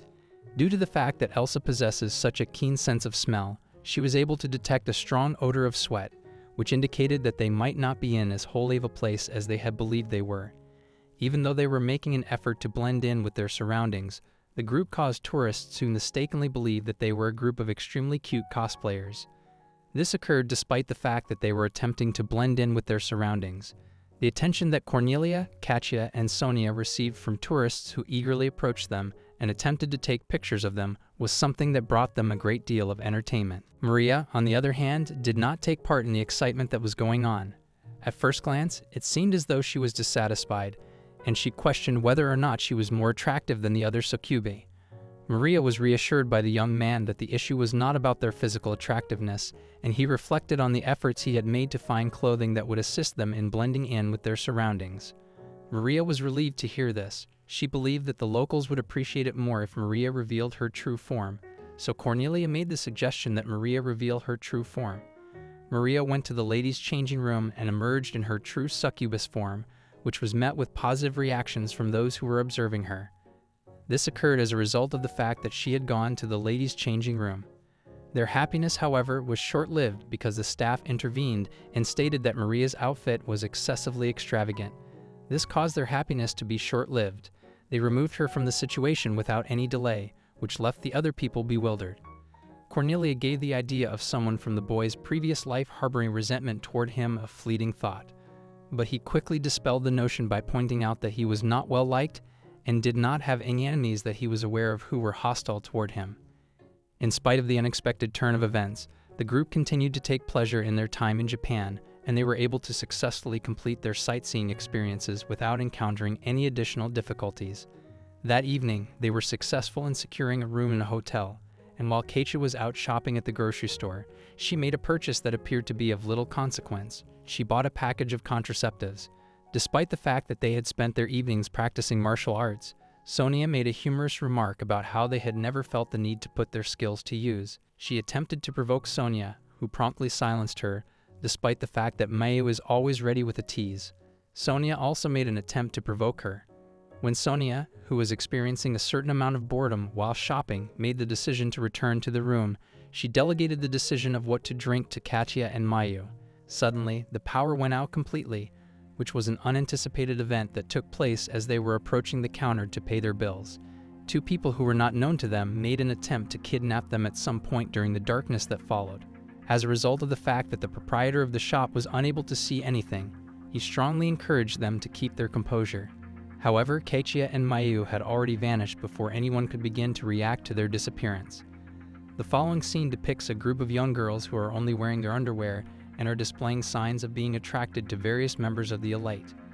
Akira then becomes aware of a group of high school students who are standing in front of him. His attention is drawn to them. These students are the daughters of people who have racked up an extremely high amount of debt, which they are currently carrying that they have accumulated. Please let him know that the girls he has requested should be arriving at any moment now. It would be helpful if you could let him know this information. Both Katya and Mayu are currently being held captive by two different individuals as a result of the fact that they were kidnapped. You believe that they do not believe that they will be able to conceal their actions when you say that they are kidnapping people and stripping them down of their clothing. Keiji say that she will see that they are able to escape from the laws. When you listen to the girls pleading in front of them, they are pleased to hear them. Keiji claims that these young ladies were destined to serve their betterment from the very beginning, because they are the most powerful people in this society. Akira reveals to the young girls that they have been brought to this location by an organization that is supported by the most prominent financiers located all over the world. Despite the fact that the Prime Minister possessed an incredible amount of power, it was impossible for him to prevent them from carrying out their plans. Those who are successful take advantage of those who are in need, while those who are unsuccessful are compelled to endure a precarious existence throughout it all. As far as Akira is concerned, this bleak reality is a representation of the genuine character of democratic Japan. There is no exception to this rule. Keiji is considering the possibility of confronting Akira by utilizing her magical abilities, taking into consideration the gravity of the situation. In addition, Keiji is well aware of the fact that her physical combat abilities are not particularly powerful. Hiji intervenes and puts an end to Akira's verbal assault, which was one of the factors that was contributing to the atmosphere becoming more and more tense. As far as he is concerned, the endeavor of attempting to establish dominance over these vulnerable girls through the use of words is an endeavor that is fruitless. Instead of those words, the outcome will be determined by the actions that are taken. As a result of the fact that Keiji is aware that the girls might be feeling a chill, she suggests that they be provided with some warmth. It would appear that Akira is in a good mood as he launches an assault on Mayu. Mayu comes under attack. Adding insult to injury, a newcomer arrives just as the situation is becoming more serious. This is a significant development. This enigmatic individual cuts through the wall with dexterity, displaying a unique ability that is typically associated with picking fruit at high altitudes. While simultaneously bringing the kidnappers under control in a short amount of time, he conveys to Katia and Mayu his deepest regret for his tardiness in arriving at the scene. Akira gives the order for his men in black to assault the boy as the conflict becomes more intense. Maria and Sonia's arrival brings about an increase in the level of complexity of the situation. Maria cautions against killing the professionals, and Sonia guards her carrots, both of which are indications that the story contains a combination of humor and seriousness. Cornelia makes her entrance into the story, and as she does so, she uses her millennial chains to magically restrain Akira and Kiji. The narrative of the story is enhanced by the addition of this supernatural component. Akira is unfazed by the fact that she continues to insist on the powerful support of the organization, which creates the conditions for a conflict between various ideologies and various powers. Even though the situation was already chaotic, the fact that Cornelia made a phone call to an unknown person adds an additional layer of mystery to the situation. Within the narrative, questions are raised regarding the larger political landscape as a result of the inclusion of the Prime Minister's involvement and the subsequent dissolution of the organization. This is because the Prime Minister was involved in the situation. It is because of the lack of clarity regarding their position that the men in black decide to withdraw from the scene. The decision that Cornelia makes to spare the villains demonstrates both a sense of justice and mercy, which underscores the complexity of her character portrayal. A humorous element is introduced into the story by the fact that the attempt of the villains to flee is unsuccessful and is prevented by pocket rabbits that are concealed in a bag of carrots. This is the source of the humorous element. In the morning of the following day, when there are 8 hours left until the tunnel that leads back to their world opens, Cornelia's character is given an additional layer of emotional complexity as a result of the revelation that she made about the death of her husband 10 years ago. As he struggles to make a decision, Hirayama thinks about the radiant moments that they shared during Hirayama's journey in the other world. These moments were shared by both of them. His character is given more depth as a result of this moment of introspection, and the fact that he mentions his parents, who have both passed away, makes his decision more significant from an emotional point of view. As Cornelia suggests the possibility of returning with them, Hirayama begins to reflect on the contagious joy that they experience on a daily basis from the moment she makes the suggestion. In addition to this, he contemplates the taste of his curry, which conjures up memories of the dishes that Cornelia's late husband used to cook. Hirayama gives his consent to join them after the decision has been made, therefore accepting the opportunity to start a new life that is full of companionship and memories that they share in common with one another.